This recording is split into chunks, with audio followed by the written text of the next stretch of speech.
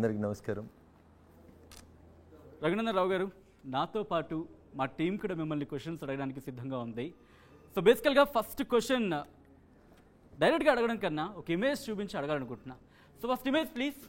So ఇది మీరు ఇచ్చిన హామీ పత్రం, ఇఫ్ ఐఎమ్ నాట్ రాంగ్. కింద డేట్ ఏమైనా ఉందా సార్ దీనికి? అంటే ఎవరు ఇచ్చారు సార్? ఇది దుబ్బాక నియోజకవర్గానికి సంబంధించి మీరు ఇచ్చింది. ఇది ఏ సంవత్సరంలో ఇచ్చినాం అనేది కేటీఆర్ మర్చిపోయిండు, కేసీఆర్ మర్చిపోయిండు, హరీష్ కూడా మర్చిపోయిండు. ఇది 2018 జనరల్ ఎలక్షన్ సందర్భంగా పోటీ చేసినప్పుడు రఘునందన్ రావు ఇచ్చినటువంటి పాంప్లెంట్. ఇది 2020 ఉప ఎన్నికల సందర్భంగా రఘునందన్ రావు ఏ పాంప్లెంట్ ఇవ్వలేదు, ఏ మ్యాటర్ ఇవ్వలేదు. This is about 2018 you are speaking. I crossed 2018. After that I went for 2019 parliament elections. After that I have attended 2020 by-elections where I have not promised anything like this in the form of a printed pro forma. ఇది నేను 2018 general ఎలక్షన్స్లో ఇచ్చినటువంటి మాట. చంద్రశేఖరరావు అనేటువంటి మొన్నటిదాకా ముఖ్యమంత్రి ఉన్న ఆయన ఇట్లే ఒక జర్నలిస్ట్ మిత్రుడు ఒక ఇంటర్వ్యూలో అడిగితే చెప్తాడు, మీరు 2014 కంటే ముందు చెప్పారు కదా కేసీఆర్ గారు, తెలంగాణ రాష్ట్రం వచ్చిన తర్వాత తెలంగాణ రాష్ట్రానికి తొలి ముఖ్యమంత్రి దళితున్నే చేస్తా అన్నారు కదా, ఎందుకు చేయలేదు కేసీఆర్ గారు అని అడిగితే కేసీఆర్ చెప్పిన మాట మీకు గుర్తు చేస్తా ఉన్నా. నేను ఆన్ రికార్డులో ఉంది, కావాలంటే పంపిస్తాను. నేను 2014లో నేను దళితుని ముఖ్యమంత్రి చేస్తానన్నాను. నాకు తెలంగాణ సమాజం 63-65 సీట్లు ఇచ్చింది. నేను 5 సంవత్సరాలు పాలించినను, దళితుని ముఖ్యమంత్రి చేయలేదు. ఆ తర్వాత నేను 2018 డిసెంబర్లో ఎన్నికలకు పోయినాను, 63 సరిపోతలేవని 88 ఇచ్చిర్రు నాకు అని చెప్పారు. అంటే నేను 2014 కంటే ముందు చెప్పినటువంటి మాటల్ని మీరు అడగాల్సినటువంటి అవసరం లేదు అని చెప్పిండ్రు. నేను అంత నిర్దాక్షిణ్యంగా మాట్లాడాను, జర్నలిస్ట్కి వెళ్ళి వచ్చినాను కాబట్టి. But this is not a pamphlet of 2020 by election. కానీ రఘునందన్ గారు, ఈ పాంప్లెట్ ఏదైతే ఉందో దీంట్లో అన్ని అంటే అమలయ్యేవేనా అసలు అనే మాటకు సంబంధించి ఇప్పుడు ఎందుకు అడుగు? రఘునందన్ రావు 2018లో భారతీయ జనతా పార్టీ అభ్యర్థిగా పోటీ చేసినప్పుడు మా పార్టీ రాష్ట్రంలో అధికారంలోకి వస్తుందనే విశ్వాసంతో ఆ పాంప్లెట్ ప్రజల ముందు ఉంచినాను. ప్రజలు మాకు మ్యాండేట్ ఇవ్వలేదు, నేను అధికారంలోకి రాలేదు. మా పార్టీ అధికారంలోకి వచ్చిన తర్వాత ఇవన్నీ యాజ్ ఇట్ ఈస్గా అమలు చేస్తాడు రఘునందన్ రావు. అప్పుడు ఎమ్మెల్యే ఉన్నా చేస్తాడు, ఎంపీ ఉన్నా చేస్తాడు. సో పార్లమెంట్ ఎన్నికల సందర్భంలో ఒక్కసారి నేను ఈ చదివి వినిపించే ప్రయత్నం నేనే చదువుతా. మీరెందుకు కష్టపడతారు? ప్రతి నిరుద్యోగికి నెలకు 3,000 చొప్పున నిరుద్యోగ వృత్తి. ఇది కేసీఆర్ మెడల్ వంచి ఇప్పియాల్సినటువంటి నిరుద్యోగ వృత్తి. ఎందుకంటే చంద్రశేఖరరావు గారి మేనిఫెస్టోలో మా బైబిల్, మా భగవద్గీత, మా ఖురాన్ అని చెప్పిన దాంట్లో 2018 నవంబర్లో జరిగినటువంటి ఎన్నికల మేనిఫెస్టోలో వాళ్ళు చెప్పిండ్రు ప్రభుత్వంగా గెలిచినోడు ఇయ్యలేదు, ఇండివిజువల్గా గెలిచిన నన్ను అడిగితే ఎట్లుంటుంది సచిన్ గారు? కట్ నేను అడుగుతుంది ఇక్కడ రఘునందన్ గారు, పాజిబుల్ అనే ఇస్తా ఉన్నాం, పాజిబుల్ అనే ఇచ్చాం. చంద్రశేఖరరావు గారు 3,016 ఇస్తా అంటే రాహుల్ గాంధీతో 4,000 నిరుద్యోగ వృత్తి ఇప్పిస్తాను మన రేవంత్ రెడ్డి గారు చెప్పలేదు. ఏంది ఏర్పడిన ప్రభుత్వాల గురించి మాట్లాడకుండా ఇండివిజువల్స్ గురించి ఎట్లా మాట్లాడగలుగుతారు మీరు? If KCR would have implemented 3,116 rupees from 1st January 2019, then you have a right that Raghunandan you have failed to implement your manifesto. You can do it. నువ్వు నాదికి ఒకేళ్ళు చూపిస్తున్నావు సచిన్, 4 ఏళ్ళు నిన్ను చూపిస్తున్నాడు, ఎందుకు మర్చిపోతున్నావు? 88 మంది ఎమ్మెల్యేలు ఇచ్చారు, ఇప్పుడు పార్లమెంట్ బరిలో ఉన్నారు. అప్పుడు కేవలం దుబ్బాకకు సంబంధించిన నియోజకవర్గానికి మీరు కంటెస్టెంట్, కానీ ఇప్పుడు పార్లమెంట్కి సంబంధించి ఉన్నారు కాబట్టి వీటికి ఏమైనా యాడ్ చేస్తున్నారా, లేకపోతే వీటిలో ఏమైనా రెడ్యూస్ చేస్తున్నారా?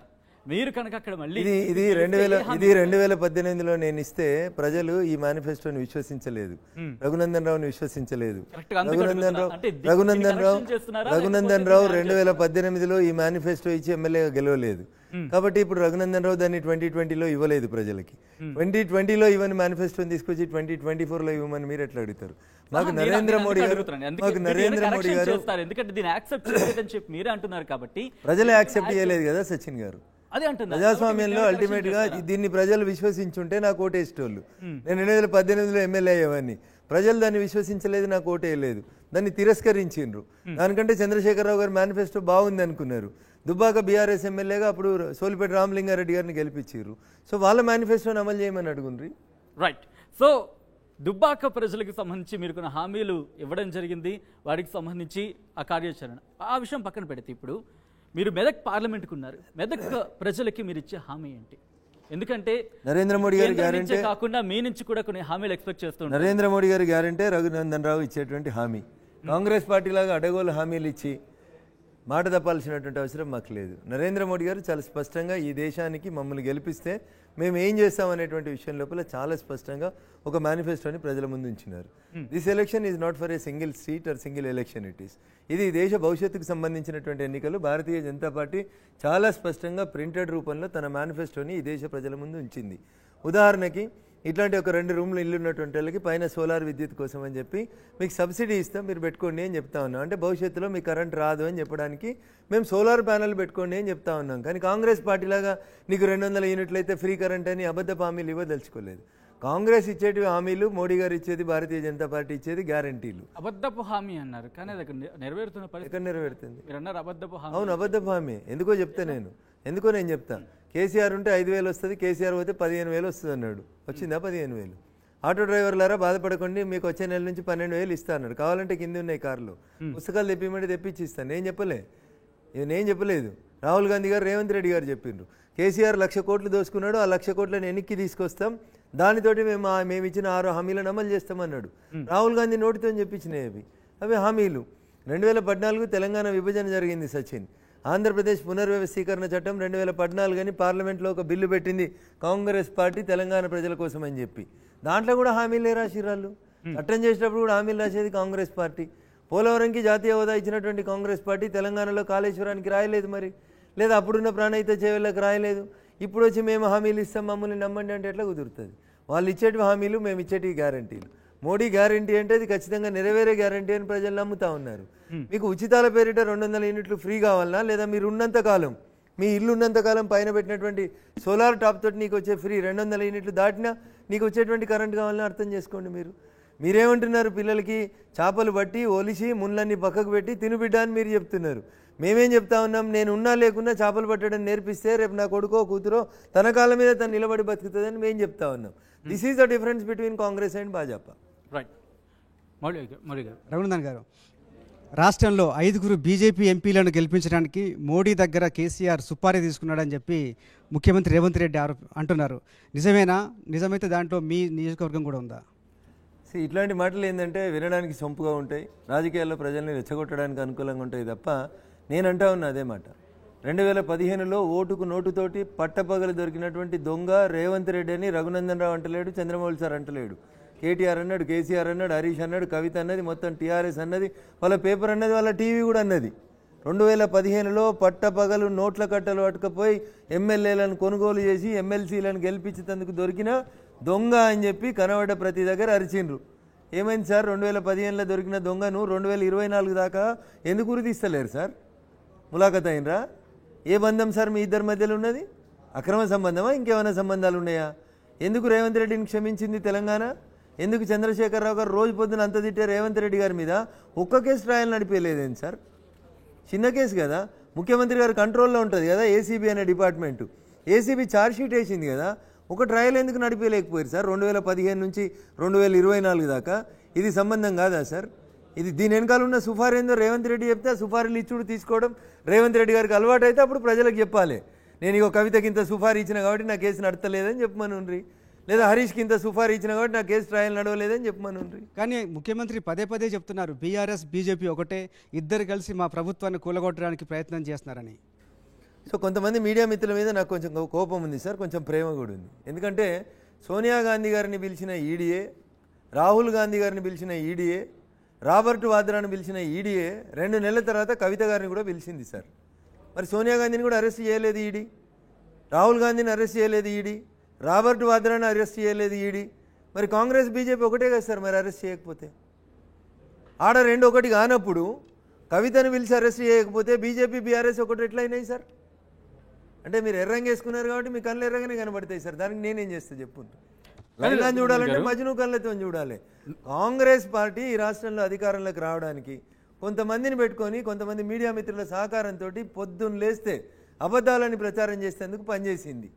నిజం నిద్రలేసేసరికి అబద్ధం ప్రపంచాన్ని చుట్టొస్తుంది అన్నట్టు. ఎగ్జాక్ట్గా అసెంబ్లీ ఎన్నికలకు ముందు ఈ ప్రచారం బాగా జరిగినమాట నిజం కాదా? బీజేపీ సోనియా గాంధీని అరెస్ట్ చేయలేదు సార్, నేను అదే చెప్తా ఉన్నా. కవిత గారిని పిలిచే కంటే ముందు శ్రీమతి సోనియా గాంధీ గారిని అదే ఈడీ ఆఫీస్కు పిలిచిరు సార్. కొన్ని పేపర్లు రాసినాయి 8 hours Shrimati Sonia was grilled by ED అని రాసిరు, ఇంగ్లీష్ పేపర్ వాళ్ళు రాసిరు సార్. నేను చెప్తలేను ఈ మాట. రాహుల్ గాంధీని కూడా పిలిచి 2 రోజులు 3 రోజులు కూర్చోబెట్టిరు సార్. మరి వాళ్ళిద్దరిని కూడా అరెస్ట్ చేయలేదు కదా సార్ ఈడీ? అంటే బీజేపీ కాంగ్రెస్ ఒకటా సార్? నాకు తెలియక అడుగుతుంది, నేను మీ అంతా చదువుకోలేదు సార్. సోనియా గాంధీని అరెస్ట్ చేయకపోతే ఈడీ, బీజేపీ కాంగ్రెస్ ఒకటని అర్థమా? అది ఒకటైతే అప్పుడు బీజేపీ బీఆర్ఎస్ కూడా కవితను అరెస్ట్ చేయకపోతే ఒకటని చెప్పుండ్రి. అది ఒకటి కాకపోతే ఇది కూడా ఒకటి కాదని ఒప్పుకోండి అంటున్నా. అదే బీజేపీ బీఆర్ఎస్ ఒకటి కాదు అని ప్రజలకు చెప్పడం కోసమే కవితను అరెస్ట్ చేశారు ఈసారి, ఇది రాజకీయ లబ్ధి కోసమే చేశారనే కూడా వాదన ఉంది. సో 2 ఆర్గ్యుమెంట్స్ని మీరే తెచ్చి పెడతా ఉన్నారు. అరెస్ట్ చేయకపోతేనేమో మీరిద్దరు దోస్తులు అంటారు, అరెస్ట్ చేస్తే ఇంకొక రకమైనటువంటి పదాన్ని అన్వయిస్తూ ఉన్నారు. అందుకని నేనేమంటున్నా సార్, మీరు అక్కడ ఉంటే మాట అట్లా వస్తుంది, మీరు ఇక్కడికి వస్తే ఇంకో రకంగా వస్తుంది సార్ మాట. అందుకని లైలాని చూడాలంటే మజ్ను కళ్ళతోటి చూస్తేనే లైలా అందంగా ఉంటుంది సార్. అందరికీ లైలా అందంగా కనబడదు సార్. లైలా మజ్నుకే అందంగా కనబడుతుంది. మీరు అది అర్థం చేసుకోవాలి. ఇష్యూ బేస్డ్గా మీరు వస్తలేరు. అక్కడ మీరు జనరల్ కామెంట్గా పాస్ ఆన్ చేస్తూ ఉన్నారు. కవితను అరెస్ట్ చేయలేదు కాబట్టి బీజేపీ బీఆర్ఎస్ ఒకటి అంటున్నారు మీరు, అంతేనా? ఇంకా వేరే ఏమైనా ఉన్నాయా? ఏం లేవు. ఇంకా మా ఇద్దరి మధ్యన చూస్తానేముంది? ఏం లేదు. ఆయన ఎంఐఎం తోటి అంటగాగిట ఆయనే. మేము ఎంఐఎం బద్ద శత్రువులం. వాళ్ళు ఈస్ట్ అయితే మేము వెస్ట్ సార్, వాళ్ళు నార్త్ అయితే మేము సౌత్. వాళ్ళు మేము ఎట్లొకటి అవుతాం సార్? దానం నాగేందర్ కాంగ్రెస్లో ఉంటాడు, కాంగ్రెస్ అధికారంలో ఉంటే. బీఆర్ఎస్ అధికారంలోకి వస్తే బీఆర్ఎస్లోకి వస్తాడు. బీఆర్ఎస్ అధికారాన్ని కోల్పోతే మళ్ళీ అదే దానం నాగేందర్ మళ్ళీ కాంగ్రెస్లోకి వస్తాడు. సో కాంగ్రెస్ బీఆర్ఎస్ ఒక నాణానికి ఒకటి బొమ్మ అయితే ఇంకోటి బొరుసు సార్. అవి రెండు అట్లా ఫెవికాల్ బంధంతో దగ్గరకు ఉంటాయి. వాళ్ళ అవసరాల కోసం వాళ్ళు ఏదైనా మాట్లాడతారు, దాన్ని కొంతమంది మీడియా మిత్రులు వాళ్ళకి అనుకూలంగా రాస్తుంటారు సార్. అంతకుమించి బీజేపీకి బీఆర్ఎస్కి మధ్యలో ఏ బంధము లేదు. మా బంధం ఈ దేశ ప్రజల బంధం. మా బంధం ఈ దేశం బాగుండాలి, nation first, party next, individuals last అనేటువంటి సిద్ధాంతం కోసం పనిచేసేటువంటి పార్టీ భారతీయ జనతా పార్టీ. దానికి కవితలు, కేసీఆర్లు, రేవంత్ రెడ్డిలు, చంద్రమౌళి గారు ఎవరు కూడా ఎక్సెప్షన్ కాదు సార్ దానికి.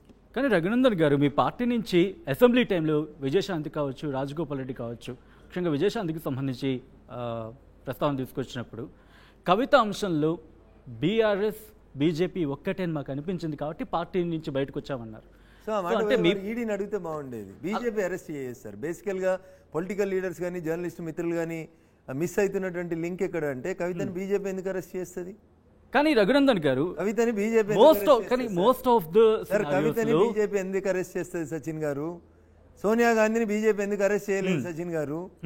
అరెస్ట్ చేయాల్సింది మేము కాదు సార్, అరెస్ట్ చేయాల్సింది ఇన్వెస్టిగేటింగ్ ఏజెన్సీస్. వాళ్ళకి సరి అయినటువంటి సాక్ష్యాధారాలు దొరికినప్పుడు కవిత పోతుంది, కేసీఆర్ పోతాడు, సోనియా గాంధీ గారు పోతారు, మీరు కూడా పోతారు, నేను కూడా పోతా. తప్పు చేసినప్పుడు ఎవడైనా అడిగి పోవాల్సిందే సార్. దాని గురించి ఎందుకు బాధపడుతున్నారు? రైట్. ఇన్వెస్టిగేటివ్ ఏజెన్సీస్ గురించి మాట్లాడినప్పుడు కేవలం అపోజిషన్ మాత్రమే టార్గెట్గా వెళుతున్నాయి అనేది ఈ మధ్యకాలంలో మీరు చూస్తుంటారు, నేషనల్ మీడియాలో కూడా వచ్చిన వార్తలు. సో అంటే ఏంటిది? దీనిలో ఇప్పుడు ఒక దగ్గర ఈడీ రైడ్ చేసింది లేదా ఐటీ రైడ్ చేసింది, వాళ్ళ ఇంట్లో ₹1 దొరకలేదు, వాళ్ళు శ్రీరామచంద్రుడు అని ఒక కేసు చెప్పుర్రు అంటే మీరు తప్పు చేస్తారు, మీరు దొరుకుతారు, మీ మీద కేసు అవుతుంది, మీరు జైలుకు పోతారు. కానీ నేను ప్రతిపక్షంలో ఉన్నా కాబట్టి నాకు ఎగ్జామ్షన్ ఇవ్వమంటురా? ఏం చెప్పదలుచుకోరు మీరు? ఎవరి మీదనన్నా రైడ్ జరిగితే వాళ్ళ దగ్గర ఏం దొరకలేదనేటోళ్ళు పలానా వాళ్ళు ఉన్నారని చెప్పుండ్రి. మా ఇంట్లో ₹1 దొరకకపోతే నన్ను పోలీసు వాళ్ళు అరెస్ట్ చేసిరని చెప్పుండ్రి, తప్పుడు కేసులు పెట్టిరని చెప్పుండ్రి, ఛార్జ్షీట్ తప్పుడు వేసిందని చెప్పుండ్రి. సాక్ష్యాలు ఆధారాలు లేకపోతే sir, I'm not only the one agency, నా పైన ఇంకోటి ఉంటుంది జ్యుడిషియరీ. నన్ను తీసుకుపోయి జడ్జి ముందు ప్రొడ్యూస్ చేస్తారు. నన్ను అరెస్ట్ చేయడానికి సరి అయిన కారణాలు ఉన్నాయని నమ్ముతూనే జడ్జి నన్ను రిమాండ్ చేస్తారు, లేకపోతే ఇంటికి పంపిస్తాడు సార్. కానీ ఎందుకు మరి ఈ టాక్ వస్తుంది? మీ పార్టీలోకి అంటే అపోజిషన్లో ఉన్నప్పుడు ఈడీ రైడ్లు అవుతాయి, సిబిఐ రైడ్లు అవుతాయి, కానీ మీ పార్టీలోకి వచ్చిన తర్వాత వాషింగ్ మెషిన్ ఈ పేరు అనేది మధ్యకాలంలో మీరు కూడా వినుంటారు. కానీ ఎందుకు ఇంత ప్రచారం? నేను అదే చెప్పిన సార్, నిజం నిద్ర లేచేసరికి అబద్ధాన్ని ప్రచారం చేయాలనేది ఒక నానుడి సార్. ఒక పేరు చెప్పుండ్రి. రఘునందన్ రావు మీద 12 కేసులు పెట్టింది స్టేట్ గవర్నమెంట్, ఎత్తేయలేదు కదా. మరి మా బీజేపీలు చెప్పేమి ఎత్తేయలేదు కదా. ఎందుకు ఎత్తేస్తారు సార్? కేసులు ఎత్తేయడానికి ఒక విధానం ఉంటుంది సార్. సబ్జెక్ట్ మీద అవగాహన లేని వాళ్ళు, పోలీసుల పనితీరు, కోర్టు పనితీరు, చట్టాల గురించి తెలియని వాళ్ళు ఏదో 2 మాటలు గూగుల్లో చదువుకొని నోటుకొచ్చింది మాట్లాడుతుంటారు సార్. ఇది దురదృష్టకరం. కోర్టులో ట్రయల్ నడుతుందో నడదో నాకు తెలియదు, కానీ మన టీవీలలో అయితే రోజు ట్రయల్ నడిపిస్తారు సార్. మీరు అర్థం చేసుకోవాల్సింది ఏంటంటే, రఘునందన్ రావు మీద ఎఫ్ఐఆర్ అయిందనుకోండి ఉదాహరణకి, ఈ ఎఫ్ఐఆర్ని మీడియానో బీజేపీ కొట్టేది సార్, టీఆర్ఎస్ కొట్టేది. దీన్ని కొట్టేయాలంటే ఒక ప్రొసీజర్ ఉంటుంది. సరి అయిన సాక్ష్యాధారాలు లేవు అని చెప్పి పోలీసు వాళ్ళు ఛార్జ్షీట్లో ఫైనల్ రిపోర్ట్ అయినా ఒక ఫైనల్ రిపోర్ట్ వేయాలి. రఘునందన్ రావు మీద పలానా కేసు పెట్టినాం, ఇన్వెస్టిగేషన్ చేసినాం, 12 మంది సాక్షుల్ని విచారించినాం, ఎవరి దగ్గర నుంచి కూడా రఘునందన్ రావుకు వ్యతిరేకంగా సరి అయిన సాక్ష్యాధారాలు లభించలేదు కాబట్టి రఘునందన్ రావు మీద నమోదైనటువంటి కేసులో మేము ఛార్జ్షీట్ వేయలేం, ఫైనల్ రిపోర్ట్ వేస్తున్నాం, ఇచ్చినటువంటి దరఖాస్తు తప్పుడు దరఖాస్తు అని ఈ కేసుని క్లోజ్ చేయండి. This is the one option before the police. Second option, మేము 12 మంది సాక్షుల్ని విచారించడం, వాళ్ళు చెప్పినటువంటి సాక్ష్యాధారాలు ఇవి, దీని ప్రకారం రఘునందన్ రావు తప్పు చేసినాడు కాబట్టి ఈయనను శిక్షించండి, పోలీస్ ఛార్జ్షీట్ వేస్తారు. Once chargesheet is filed, the role of the police is completed. అప్పుడు మాట్లాడాల్సింది అక్కడ ఉన్నటువంటి జడ్జి గారు మాట్లాడాలి, ట్రయల్ నడపాల్సింది జడ్జి గారు, సాక్ష్యం చెప్పాల్సింది ఈ 12 మంది. ఫుల్ లెంత్లో ట్రయల్ అయిపోయిన తర్వాత మీరు దోష నిర్దోష నిర్ధారించాల్సింది జడ్జి గారు. అప్పుడు పోలీసులకు పాత్ర ఉండదు, బీఆర్ఎస్కి పాత్ర ఉండదు, బీజేపీకి ఉండదు, కాంగ్రెస్కి ఉండదు. ఇంత క్లియర్ ప్రొసీజర్ ఉన్నప్పుడు ముఖ్యమంత్రి స్థాయిలో ఉన్న అరవింద్ కేజ్రీవాల్ లాంటి వ్యక్తులు ఒక్కసారి నాకు ఈ అవకాశం ఇచ్చి చూడండి, ఈడీ సిబిఐ కావచ్చు, ముఖ్యంగా ఇన్వెస్టిగేటివ్ ఏజెన్సీస్ ఎవరు ఎంతలా పనిచేస్తున్నాడని చూపిస్తానన్న పరిస్థితి. ఎందుకని కోర్టులో అరవింద్ కేజ్రీవాల్ గారు చెప్పాలనుకున్న మాటలన్నీ చెప్పినారు. అరవింద్ కేజ్రీవాల్ గారి కంటే 2 అక్షరాలు చట్టం గురించి ఎక్కువ తెలిసిన వ్యక్తి ఆడ కుర్చీలో కూర్చున్నాడు. Is not convinced. ఇంకేం చేస్తారు మీరు? ఇంకా చేయాల్సింది ఏముంటుంది? కడుపు నొస్తే డాక్టర్ దగ్గరికి పోవాలి, పోలీసు వాళ్ళు కేసు పెడితే జడ్జి దగ్గరికి పోవాలి. ఆ జడ్జి గారే మీరు చేసినటువంటి ఆర్గ్యుమెంట్ని నమ్మలేదు. మీరు నేరం చేసినారు అని చెప్పడానికి ప్రాథమిక సాక్ష్యాధారాలు ఉన్నాయని నేను విశ్వసిస్తున్నా కాబట్టి మిమ్మల్ని 14 రోజులు జ్యుడిషియల్ రిమాండ్ పంపిస్తున్నా అని రాస్తారు ప్రతి జడ్జి గారు. అది అరవింద్ కేజ్రీవాల్ గారు ఆర్గ్యూ చేసిరు కదా, నా కేసు నేనే ఆర్గ్యూ చేస్తా అన్నాడు, చేసుకోమన్నాడు జడ్జి, చేసిండు. Judge was not convinced. So bail రాలేదు. బెయిల్ రాకపోతే ఏడికి పంపాలి? గాడికే పంపాలి. కానీ రఘునందన్ గారు ఎవరినైతే అవినీతి పరులని చెప్పారో మోడీ కానీ బీజేపీ నాయకులు, ఎందుకు వాళ్ళనే మళ్ళీ పార్టీలో చేర్చుకుంటున్నారు? లైక్ మోడీ గారు, అశోక్ చవాన్ కావచ్చు, అజిత్ పవార్ కావచ్చు, ఇంకా తపస్ రాయ్ కావచ్చు, చాలా మంది ఉన్నారు అలాగా. సార్, నేను రాజకీయ పరంగా మిమ్మల్ని విమర్శిస్తుండొచ్చు, లేదా రేవంత్ రెడ్డినో హరీష్ రావు గారినో విమర్శిస్తుండొచ్చు, కానీ ఇది రాజకీయ విమర్శనే. నేను విమర్శించింది రాజకీయ విమర్శనే. పోలీసు వాళ్ళు ఇన్వెస్టిగేషన్ చేసిన తర్వాత అక్కడ జడ్జి గారి ముందు ఛార్జ్షీట్ ఉన్నప్పుడు it is the final decision taking authority is the court. Jayalalitha గారి మీద కేసు వేసిర్రు, సుబ్రహ్మణ్య స్వామి గారు కొట్లాడిరు. 18 సంవత్సరాలు కొట్లాడితే కానీ జయలలిత గారిని దోషి అని కోర్టు నిరూపించలేకపోయింది. మీకు చెప్పాలి చంద్రమౌళి సార్, ఆ మధ్యలో ఆమె 2 సార్లు ముఖ్యమంత్రి అయింది. కేసు మొదలైన నాటి నుంచి ఆమెకు శిక్ష పడేటువంటి 18 సంవత్సరాల మధ్యకాలంలో 2 సార్లు ఆమెను ముఖ్యమంత్రి గెలిపించారు ప్రజలు. ఇదంతా అయిపోయినాక ఆమె దోషి అని చెప్పి కోర్టు తెలిసింది. 18 సంవత్సరాలు పట్టింది. This is Indian judiciary. దాని గురించి నేనేం చేయగలుగుతాను, మీరేం చేయగలుగుతారు? అంటే మీరు లీగల్గా మాట్లాడుతున్నారు, పబ్లిక్గా ప్రధాని మోడీయే అశోక్ చవాన్ అవినీతి రాజకీయ ఆరోపణ అని చెప్తా ఉన్నాను. మళ్ళీ ఆయన మీరు పార్టీలో చేసేది రాజకీయ ఆరోపణ. మేము చేసిన ఆరోపణల మీద వాళ్ళు ఇన్వెస్టిగేషన్ చేయాలి, ఛార్జ్షీట్ వేయాలి, కోర్టు దాన్ని సర్టిఫై చేయాలి. ఇట్ టేక్స్ టైం అని చెప్తా ఉన్నాను సార్.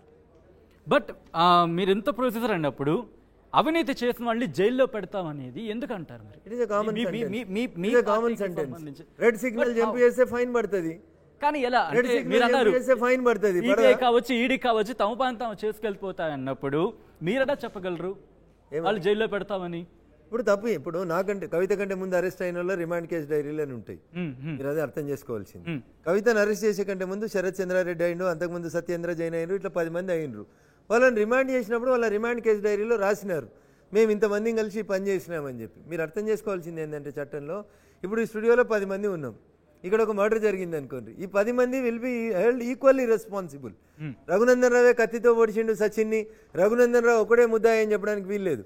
మేము 10 మందిని కలిసి వచ్చాము, మిమ్మల్ని కత్తితో రఘునందన్ ఒకడే పొడిచినాడు, బట్ ఈ 10 మందికి కూడా కామన్ ఇంటెన్షన్ ఉందనే చట్టం చెప్తుంది. రెడ్ విత్ 34 అని చెప్తుంది. మీకు ఇంకో విషయం చెప్తా, ఆ తలుపు బయట ఒకడు కాపలా ఉన్నాడు, లోపల ఏం జరుగుతుందో చూడడానికి. ఆ కాపలా ఉన్నాడు కూడా లోపల జరిగిన దానికి ఈక్వల్లీ రెస్పాన్సిబిలిటీ అని చెప్తారు. మీ బిల్డింగ్ కింద గేట్ కాడ నేను ఒకరిని పెట్టుకొని వచ్చినా అనుకోండి, పోలీసు వాళ్ళు లోపలికి రాకుండా, is also held responsibility equally అని చెప్తారు. ఇక్కడ హత్య జరిగితే కత్తి ఒక రఘునందనే పొడిచినా ఈడున్న వచ్చిన వాళ్ళందరికీ కూడా సమానమైనటువంటి బాధ్యత ఉంటుంది సార్. ఇది చట్టం చెప్తుంది. రఘునందన్ గారు, ఆగస్ట్ సంక్షోభం అని చెప్పి మధ్య మీ నేతలు కొత్త పదం ఎత్తుకున్నారు, మీరు కూడా నిన్న మాట్లాడారు. ఏంటి అసలు ఈ ఆగస్ట్ సంక్షోభం ఏంటి? ఆగస్టులో కాంగ్రెస్ ఏమన్నా కూలగొట్టబోతుందా BJP? Any action plan? Sir, ఇప్పుడు స్వయంకృత అపరాధం రాజకీయాల్లో హత్యలు ఉండవు సార్, ఆత్మహత్యలు మాత్రమే ఉంటాయి. మీరు చేసినటువంటి పొరపాట్లకి మీరే బలి అవుతారు తప్ప ఇంకొకరు బలి గారు సార్. నేను కర్మ సిద్ధాంతాన్ని నమ్ముతా శ్రీధర్ అన్న. ఓకేనా? ఇంతకుముందు దేవుని దగ్గర ఈ కంప్యూటర్లు, ల్యాప్టాప్లు ఇట్లాంటి లేకపోయింది. చిత్రగుప్తుడు ఒక్కడే ఉంటుండే, పాపని రాస్తూ ఉంటుండే. అందుకని వెనకడికి మీ నాయననో మీ తాతనో ఏం చెప్తారంటే, శ్రీధర్ తప్పు చేయకురా, తప్పు చేస్తే నీ పిల్లం పిల్లలకి ఉసురు తాకుతుందిరా బాబు అని చెప్పేటోళ్ళు. కానీ ఇప్పుడు దేవుడు కూడా హుషారైంది, దేవుని దగ్గర కూడా ల్యాప్టాప్లు వచ్చింది. నీ లెక్క నీకే చెప్తున్నాడు, పాపం భార్య పిల్లల్ని ఎందుకు కోసపెట్టాలని. శ్రీధర్ తప్పు చేస్తే శ్రీధర్కే ఇస్తూ ఉన్నాడు. అట్లా కాంగ్రెస్ ఏమైనా తప్పులు చేసుకుంటే వాళ్ళే అనుభవిస్తారు. అయితే ఇక్కడ ఆగస్టుకి ఎందుకు లింక్ అవుతుందంటే, రేవంత్ రెడ్డి గారి ఆరిజిన్ తెలుగుదేశం పార్టీ నుంచి వచ్చింది కాబట్టి రేవంత్ రెడ్డి గారికి ఎడమకు కుడి పక్కన ఉన్న వాళ్ళు ఇద్దరు కూడా కంఫర్టబుల్గా లేనట్టు కనబడుతున్నారు కాబట్టి. ఎవరా ఇద్దరు పదే చెప్తారు ఎడమ కుడి? మీరు రోజు టీవీలు చూస్తుంటారు కదా, రేవంత్ రెడ్డి గారు మాట్లాడేటప్పుడు ప్రెస్ మీట్లో కూర్చున్నప్పుడు ఎడమ చేతికి ఎవరున్నారు, కుడి చేతికి ఉన్నారు, రేపు చూడుండ్రి. వాళ్ళ ఫీలింగ్స్ ఎట్లున్నాయి, వాళ్ళు ఎట్లున్నారు చూడండి. ఉదాహరణకి నెంబర్ 2గా ఈ పక్కన బట్టి గారు కూర్చుంటారు. బట్టి గారు మొన్న సిపిఎం పార్టీ ఆఫీస్కి పోయారు, మాకు మద్దతు ఇరి నరేంద్ర మోడీని ఓడగొట్టాలని ఇక్కడ బట్టి గారు అడుగుతున్నారు. ఇదే టైంలో అదే రోజు సేమ్ టైంలో ఈ పక్కన రేవంత్ రెడ్డి గారు అడిగిపోయారు. ఏడికి ఆ పక్కన ఉన్న రాష్ట్రానికి పోయారు, కేరళకు పోయారు. కేరళకు పోయి పినరసు విజయన్ అనే ముఖ్యమంత్రి నోటికి ఎంత వస్తే అంత తిట్టిండు. కమ్యూనిస్టు వాళ్ళు అవినీతి పరులు, దొంగలు, కమ్యూనిస్టులు, వీళ్ళు ఏదో రకరకాలైనటువంటి మాటలు తిట్టిరు. సో ఇది ఇక్కడ రేవంత్ రెడ్డి గారిది ఒకటి, ఇక్కడ బట్టి విక్రమార్క గారిది ఒకటి ఉంటుందా సార్? కాంగ్రెస్ పార్టీ అంటే ఒకటే ఉండాలి ఎజెండా. కాంగ్రెస్కు కమ్యూనిస్టులు దోస్తులు అయితే తెలంగాణలో దోస్తులు కావాలి, ఆంధ్రప్రదేశ్లో దోస్తులు కావాలి, తమిళనాడులో కూడా దోస్తులు కావాలి. ముఖ్యమంత్రి గారికి దోస్తులు కావాలి, ఉప ముఖ్యమంత్రికి కూడా దోస్తులు కావాలి. ఉప ముఖ్యమంత్రి ఏమో మీరు దేశభక్తులు రాండ్రి మాకు సపోర్ట్ చేయరు అంటాడు, ముఖ్యమంత్రి పోయేమో వాడు దొంగ అని తిట్టొస్తా ఉన్నాడు. నేను ఎందుకు చెప్తా అన్న, వాళ్ళ మధ్యన గ్యాప్ ఉందా లేదా అనేది వాళ్ళు మాట్లాడుతున్న పనులతో కనబడుతుంది కదా. ఈ గ్యాప్ని మీరు అడ్వాంటేజ్ తీసుకుంటున్నారు. మాకేం అవసరం అన్నా, మాకేం అవసరం అన్నా? నువ్వు ఒక మాట చెప్పినావు, నువ్వు ఏమని చెప్పినావు? ఎవడన్నా ఎమ్మెల్యే పార్టీ మారితే రాళ్లతో కొట్టు చంపమని చెప్పినావు. అదే నువ్వు ఏమన్నావు 3 నెలలు దాటినాక ఇయ్యాలా, నేను ఇప్పుడు ముఖ్యమంత్రిని కాదు, ఎలక్షన్ కోడ్ వచ్చింది, నేను పీసీసీ ప్రెసిడెంట్ పనిచేస్తా, నేను రేపటి నుంచి గేట్లు తీస్తా అన్నావు. 2 జరుగుతాయి సచిన్ గారు, మీరు అర్థం చేసుకోవాల్సింది. గేటుకి ఇటు కొందరు ఉన్నారు, గేటుకి అటు కొందరు ఉన్నారు. మీరు మధ్యలో గేటు ఉంది, పోయి గేటు తీసిర్రు. సచిన్ ఉద్దేశం ఏంటంటే అవతల ఉన్న వాళ్ళు యువతలకి రావాలనేది కోరికతోటి సచిన్ గేటు తీసిండు. కానీ యువతలు ఉన్న వాళ్ళు అవతలకు పోకుండా చూసుకోవాల్సిన బాధ్యత కూడా సచిన్ మీదనే ఉంటుంది. పోతే ఏం చేస్తారు? ఎవరు వెళ్ళేవాళ్ళు? నాకెందుకన్నా, వాళ్ళని అడిగితే చెప్తారు, వాళ్ళే చెప్తారు, నేనెట్లు చెప్తాను? కాదు, ఎంత ధైర్యంగా ఎంత నమ్మకంతో చెప్తున్నారుగా. నేను ఎందుకు ఈ మాట చెప్తా ఉన్నానంటే, కాంగ్రెస్ పార్టీలో రేవంత్ రెడ్డి గారి కంటే చాలామంది సీనియర్లు ఉన్నారు. వాళ్ళు మేమే ముఖ్యమంత్రి కావాలని కోరుకున్నారు, అనుకున్నారు, ఆశపడ్డారు. తప్పనిసరి పరిస్థితులలో అధిష్టానం చెప్పిందని నోరు మూసుకొని రేవంత్ రెడ్డి గారికి కుడి ఎడమలుగా కూర్చుంటున్నారు. సో ఎవరికైనా అన్న రాజకీయాల్లో ఉన్న వాళ్ళకి ఎమ్మెల్యే అయిన తర్వాత మంత్రి కావాలనిపిస్తుంది, మంత్రి అయినాక ముఖ్యమంత్రి కావాలనిపిస్తుంది. అట్లా ఆ పక్కన కూర్చున్న వాళ్ళు మేము అరే ఈయన నినాక మొన్న వచ్చి మా కుర్చీ గుంజుకుపోయిందని బాధపడుతున్న వాళ్ళు కాంగ్రెస్లో చాలామంది ఉన్నారు. కొంతమంది ఆన్ రికార్డులో మాట్లాడతారు, కొంతమంది ఆఫ్ ది రికార్డులో మాట్లాడతారు. వాళ్ళు ఎవరో నాకంటే ఎక్కువ మీకే తెలుసు, ఎందుకన్నా నా నోటితో చెప్పిస్తారు. ఆఫ్ ద రికార్డ్ అంటూ ఒక మాట అన్నారు కాబట్టి ఒక బైట్ ప్లే చేస్తున్నాను. ఆ బయటకి సంబంధించి క్లారిటీ తీసుకునే ప్రయత్నం చేద్దాం. రేవంత్ అలాగే హరీష్కి సంబంధించి ఒక కాన్వర్సేషన్ జరిగింది అనేది ఒక బైట్ ఉంది. ఆ బైట్ చూపిన తర్వాత మళ్ళీ క్లియర్గా మాట్లాడుకుందాం. Byte please. రాత్రి 10:15 ఎయిర్ ఇండియా విమానం A10389 అనే విమానంలో ముఖ్యమంత్రి గారు, రేవంత్ రెడ్డి గారు, సిద్దిపేట ఎమ్మెల్యే హరీష్ రావు గారు ఇద్దరూ కలిసి బిజినెస్ క్లాస్లో ట్రావెల్ చేసిండ్రు. విమానం ప్రారంభమయ్యేటప్పుడు ఎవరి కుర్చీలో వాళ్ళే కూర్చొని ఉన్నారు ఇద్దరు. విమానం టేకాఫ్ అయిన తర్వాత రేవంత్ రెడ్డి గారి పక్కకి పోయి హరీష్ రావు గారు కూర్చున్నారు. ఆ 2 గంటలు ఏం డిస్కషన్ జరిగింది విమానంలో? ముఖ్యమంత్రి వస్తుండేనే హరీష్ రావు ఆ విమానంలో టికెట్ బుక్ చేసుకుంటా ఎందుకు మీరిద్దరు కలిసి ట్రావెల్ చేసిరు? రఘునందన్ గారు, ఏంటి ఆ కాన్వర్సేషన్, వాళ్ళిద్దరి మధ్య ఏం జరిగింది అనేది మీకు బిజినెస్ క్లాస్లో వారితో పాటు ప్రయాణం చేస్తున్నటువంటి ఒక మెదక్ జిల్లాకు సంబంధించిన ప్రయాణిక మిత్రుడు నాకు చెప్పినటువంటి అంశం ఏంటంటే, మెదక్ పార్లమెంట్ ఎన్నికలలో రఘునందన్ రావును ఎదుర్కోవడానికి మీరు ఎవరిని పెడుతున్నారు, మేము ఎవరిని పెట్టాలని ఇద్దరు కలిసి మాట్లాడుకున్నారు. So this conversation was recorded by one of the passenger who was travelling in the same business class. ఇది ముఖ్యమంత్రి గారు వెనకాల ఉండేటువంటి షాడో టీంలో ఒకరు గమనించినారు. Somebody was recording by keeping the phone like this అనేది ఆయన గమనించిండు, police officer. He went to that passenger, నీ ఫోన్ ఇవ్వమన్నాడు. ఎవరు నువ్వు అంటే నేను పోలీస్ అని ఐడి చూపించిండు, ఫోన్ తీసుకున్నాడు, మాట్లాడి డిలీట్ చేసిండు. లేకపోతే వాళ్ళ ఆడియోనే మీకు వినిపించేటోని నేను. వాళ్ళ అదృష్టవంతులు, నాకు అక్కడ స్కిప్ అయిపోయింది అట్లా. రైట్, దీన్ని ఎవరు ఖండించలేదు కదా మరి. రేవంత్ రెడ్డి ఆ ఫ్లైట్లో రాలేదంటే నేను టికెట్ పంపిస్తాను మీకు, హరీష్ రావు గారు ఆ ఫ్లైట్లో రాలేదని చెప్పమన్నారు, టికెట్ పంపిస్తాను మీకు. వచ్చింది వాస్తవం, అందుకనే నోరు మూసుకురు. దొంగకు తేలుగుడితే ఏం చేస్తారన్న? ఇందాక నమ్మకం గురించి ఒక మాట అన్నారు, నమ్మకం నాకు అంశాన్ని తీసుకొచ్చారు. దుబ్బాకలో మీరు ఓడిపోయారు, ఇప్పుడు మెదక్ నుంచి బరిలోకి దిగుతున్నారు. అప్పుడు ఓడిపోయినప్పుడు ఎందుకు ఓడిపోయి అనుకున్నారు, ఇప్పుడు గెలవడానికి మీకున్న నమ్మకం ఏంటి మెదక్ నుంచి? సో రేవంత్ రెడ్డి కొడంగల్ ఓడిపోయిండు, మల్కాజ్గిరిలో గెలవలేదా? చంద్రశేఖరరావు కామారెడ్డిలో ఓడిపోయిండు, రేపు ప్రచారం చేస్తాడా 17 మందిని గెలిపిస్తా అని? కానీ ఒక ఎన్నికకి ఇంకొక ఎన్నికకి పొంతన ఉండదు. కానీ అసెంబ్లీ ఎన్నికల్లో హేమీలు అనుకున్న మీరు కావచ్చు, బండి సంజయ్ కావచ్చు, ఈటల రాజేందర్ కావచ్చు, వీళ్ళందరూ ఓడిపోయిన. కేసీఆర్ ఓడిపోలేదా? గెలిచారుగా. ఇంకో చోట రేవంత్ రెడ్డి ఓడిపోలేదా? గెలిచారుగా. కామారెడ్డిలో ఓడిపోయారా లేదా? నా గెలుపోవటం అనేది రేవంత్ రెడ్డి కామారెడ్డిలో ఓడిపోయిందా లేడా? ముఖ్యమంత్రి అయిందా కాలేదా? కేసీఆర్ కామారెడ్డిలో ఓడిపోయిందా లేడా? ప్రతిపక్ష నాయకుడు అయిందా లేడా? అందుకని don't compare one election with other election. అంటే ఈసారి పార్లమెంట్ లో గెలిచి నెక్స్ట్ టైం మీరు ముఖ్యమంత్రి అవుతారు. Each election will have its own individual difference. Kishan Reddy గారు అంబర్పేటలో ఎమ్మెల్యేగా ఓడిపోయినారు 2018 నవంబర్లో. 2019 ఏప్రిల్లో కిషన్ రెడ్డి గారు ఎంపీ గెలిచిర్రు. మరి ఎమ్మెల్యే గెలిస్తే గదే తెలంగాణ అసెంబ్లీలో గదే లొల్లి, గదే మోరీ, గదే బోరింగ్, ఇంటి ముంగట సీసీ రోడ్ లేకనే ఉండేటోళ్ళు. సో అదృష్టం, దేవుడు కర్మ సిద్ధాంతాన్ని నమ్మిండు. కిషన్ రెడ్డి గారిని తీసుకుపోయి ఢిల్లీలో కూర్చోబెట్టిర్రు. రోజు పద్యాలు అయితే మోడీ గారి పక్కన, అమిత్ షా గారి పక్కన కనబడతా ఉన్నారు. Your fate is already return Sachin. దాన్ని you can't change or I can't change. So దాన్నే కర్మ సిద్ధాంతం అని చెప్తారు. బట్ మెదక్ పార్లమెంట్కి సంబంధించి మీకు బీఆర్ఎస్ నుంచి వెంకట్రామరెడ్డి ఉన్నారు, కాంగ్రెస్ నుంచి నీలం మధు. ఎవరు మీకు పోటీ? వెంకట్రామరెడ్డికి మెదక్ జిల్లాకి ఏం సంబంధం? ఎవరు వెంకట్రామరెడ్డి? మెదక్లో పుట్టిండా? మెదక్లో పెరిగిండా? మెదక్లో చదువుకున్నాడా? మెదక్లో ఎవడన్నా చచ్చిపోతే వచ్చానని పరామర్శించిండా? మెదక్ని దోసుకున్నది నువ్వు, మెదక్లో అక్రమంగా సంపాదించింది నువ్వు, రింగ్ రోడ్డుని అష్టవంకర్లు తిప్పింది నువ్వు, లక్షల కోట్ల ఆస్తులు సంపాదించుకుంది నువ్వు. రాజశేఖర రెడ్డి ముఖ్యమంత్రి ఉంటే ఆయన దగ్గర ఆయనకు భజన చేస్తూ ఉంటావు, కిరణ్ కుమార్ రెడ్డి ఉంటే ఆయనకు భజన చేస్తావు, చంద్రశేఖరరావు వస్తే ఈయనకు భజన చేస్తావు. మా మెదక్ జిల్లాకు 30 మంది కలెక్టర్లు పనిచేసిర్రు, అలా నువ్వో కలెక్టర్వి. శతకోటి బోడి లింగాలలో నువ్వో లింగానివి. నీకు మెదక్ ఏం సంబంధం? నీ సొంత జిల్లాకు పోయి చేసుకో. ఎక్కడి నుంచైనా పోటీ చేసుకోవచ్చబ్బా. నేనేం అడుగుతున్నా, మిగతా ప్రాంతాలు వేరు, మా ప్రాంతం వేరు. మేము ఎందుకు కొట్లాడినాం? మా ప్రాంతం మీద పరాయోడు వచ్చి లొల్లి పెడుతున్నాడు, మా ప్రాంతాన్ని దోసుకుంటున్నాడు అని చెప్పినాం. 600 జీవో అమలు చేయమని కేసీఆర్ చెప్పిండు, రఘునందన్ రావు చెప్పలే. స్థానికేతరులు వచ్చి స్థానికులకు ఇబ్బంది పెట్టద్దు అని చెప్పిండు. నేను అడుగుతున్నా మీ ద్వారా కేసీఆర్ని, 14 ఏళ్ళు ఉద్యమం చేసినావు, 10 ఏళ్ళు ముఖ్యమంత్రి పదవి చేసినావు. నువ్వు పుట్టిన గడ్డ మెదక్ గడ్డ, ఒక్కటి దొరకలేని చంద్రశేఖర్ రాయడా మెదక్లో పుట్టినోడు. పక్క జిల్లాను ఎందుకు తెచ్చి రుద్దుతున్నావు అని అడుగుతున్నా. నువ్వు చెప్పిన 610ని అమలు చేయమని కోరుకుంటున్నాం. In what way Venkatramareddy is concern with Medak?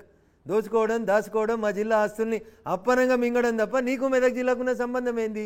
అరే ఒక హృదయ విదారకరమైన ఘటన చెప్తా. నా బయటలు ప్లే చేసినావు కదా, గది ప్లే చేయన్నా. వేములగడ్డ అనేటువంటి ప్రాంతంలో మల్లన్న సాగర్లోంచి భూములు ఇచ్చుకొని రైతుల్ని బయటికి పంపిస్తే మల్లారెడ్డి అనేటువంటి ఒక రైతు ఊర్లలో ఇల్లు కట్టుకుంటే పైన దులాలు వాసాలని కట్టెతోటి వేర్చుకుంటామన్నాం మేము. ఆ కట్టెల్ని వేర్చుకొని ఇంటి మధ్యలో దులాలు వాసాలు మొగురాలు అన్నీ తీసుకొని తన చితి తాను వేర్చుకొని దాని మీద పెట్రోల్ పోసుకొని దాని మీద పడుకొని తనను తాను కాల్చుకున్నటువంటి మల్లారెడ్డి ఆత్మ అడుగుతుంది ఇలా వెంకట్రామరెడ్డిని, నువ్వెవనివిరా మెదక్ జిల్లాకని అడుగుతుంది. You first answer it. ఏం చేసినావు మల్లారెడ్డి కుటుంబానికి? ఎట్లొస్తావు నువ్వు? అర్ధరాత్రి పోలీసు వాళ్ళని పెట్టి సామాన్లు ఎత్తి బయట వారేసిన నీకొచ్చి ఇలా ఓట్లు అడిగే నైతిక హక్కు ఎక్కడిది? ఏదో మేము ప్రాజెక్టులు కట్టేందుకు ఖాళీ చేయించినావు. What is the procedure you adapted? మనిషివేనా? ఒక మనిషి తన చితిని తాను వేర్చుకొని తన తండ్రులు కట్టిన ఇల్లుకెళ్ళి దులాలు వాసాలు మొగురాలు తీసుకొని చితి వేర్చుకొని ఆ చితి మీద తనను తాను సజీవ దహనం చేసుకున్న రోజు కూడా స్పందించని వెంకట్రామరెడ్డి అనేటోడు వచ్చి ఇలా మీకు 100 కోట్లు ఇస్తా, మీ మెదకోళ్ళు గరీబోళ్ళు, మీకు స్కూళ్ళు కట్టిస్తా, మీ కాలేజీలు కట్టిస్తా, నీకు ఫ్రీ ట్రీట్మెంట్ ఇప్పిస్తా అని అడిగితే నేను అడుగుతున్నా, 2021లో ఫ్రీగా కేసీఆర్ అనేటువంటి కాళ్ళు మొక్కి ఫ్రీగా అయినావు కదా ఎమ్మెల్సీ. ఇలా నువ్వు వచ్చి 100 కోట్లు పెడతా అంటున్నావు కదా ఏడాదికి. మరి 2021లో ఎమ్మెల్సీ అయినావు కదా, 21లో 100 కోట్లు ఎందుకు పెట్టలే? 22లో 100 కోట్లు ఎందుకు పెట్టలే? 23లో 100 కోట్లు ఎందుకు పెట్టలే? 24లో కూడా ఫస్ట్ క్వార్టర్ అయిపోయింది కదా, ఏవి నీకు 100 కోట్లు? అంటే నువ్వు దోసుకోవడానికి మా అమాయకులైనటువంటి మెదక్ జిల్లా ప్రజల్ని ఒక టూల్గా వాడుకుంటావా? అందుకని వచ్చేది మెదక్కి.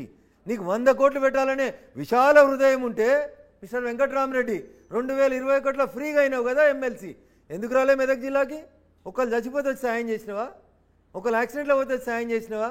ఒక రైతు ఆత్మహత్య చేసుకుంటే రూపాయి ఇచ్చినవా? అదే కేసీఆర్ ఫామ్ హౌస్ కాడ 100 మీటర్ల అవతల ఒక రైతు చెట్టుకు ఉరేసుకొని చచ్చిపోతే ఇది రైతు ఆత్మహత్య కాదని పంచనామా రాపించినవే నువ్వు కలెక్టర్ గుండి. నేను అడుగుతున్నా ఇలా నీకు మెదక్కి ఏం సంబంధం? పైసల బంధం తప్ప నీకు మెదక్కి ఇంకొక బంధం లేదు. ఆర్థిక మంత్రిగా చేసిండు కాబట్టి హరీష్ లెక్కలన్నీ అంతే. వెంకట్రామరెడ్డి ఎంత ఇస్తాడు, మనం ఎంత ఉంచుకోవాలి, మనం ఎంత ఓటర్లకు వంచాలి, ఎన్ని సూట్ కేసులు వస్తాయనే బంధం తప్ప వెంకట్రామరెడ్డికి మెదక్కి ఏం సంబంధం? అట్లా మాట్లాడితే హరీష్కి మెదక్కి ఏం సంబంధం? ఇవి అడిగితే రఘునందన్ రావు ఉన్నట్టు మాట్లాడతాడు కాబట్టి ఊరంతా. కానీ నీలం మధు మీ కాంపిటీషనే కాదా? నేను వ్యక్తిగత అంశాల గురించి మాట్లాడి వాళ్ళని తక్కువ చేయడం, నన్ను నేను ఇంకోటి చేసుకోవడం నాకు ఇష్టం ఉండదు సార్.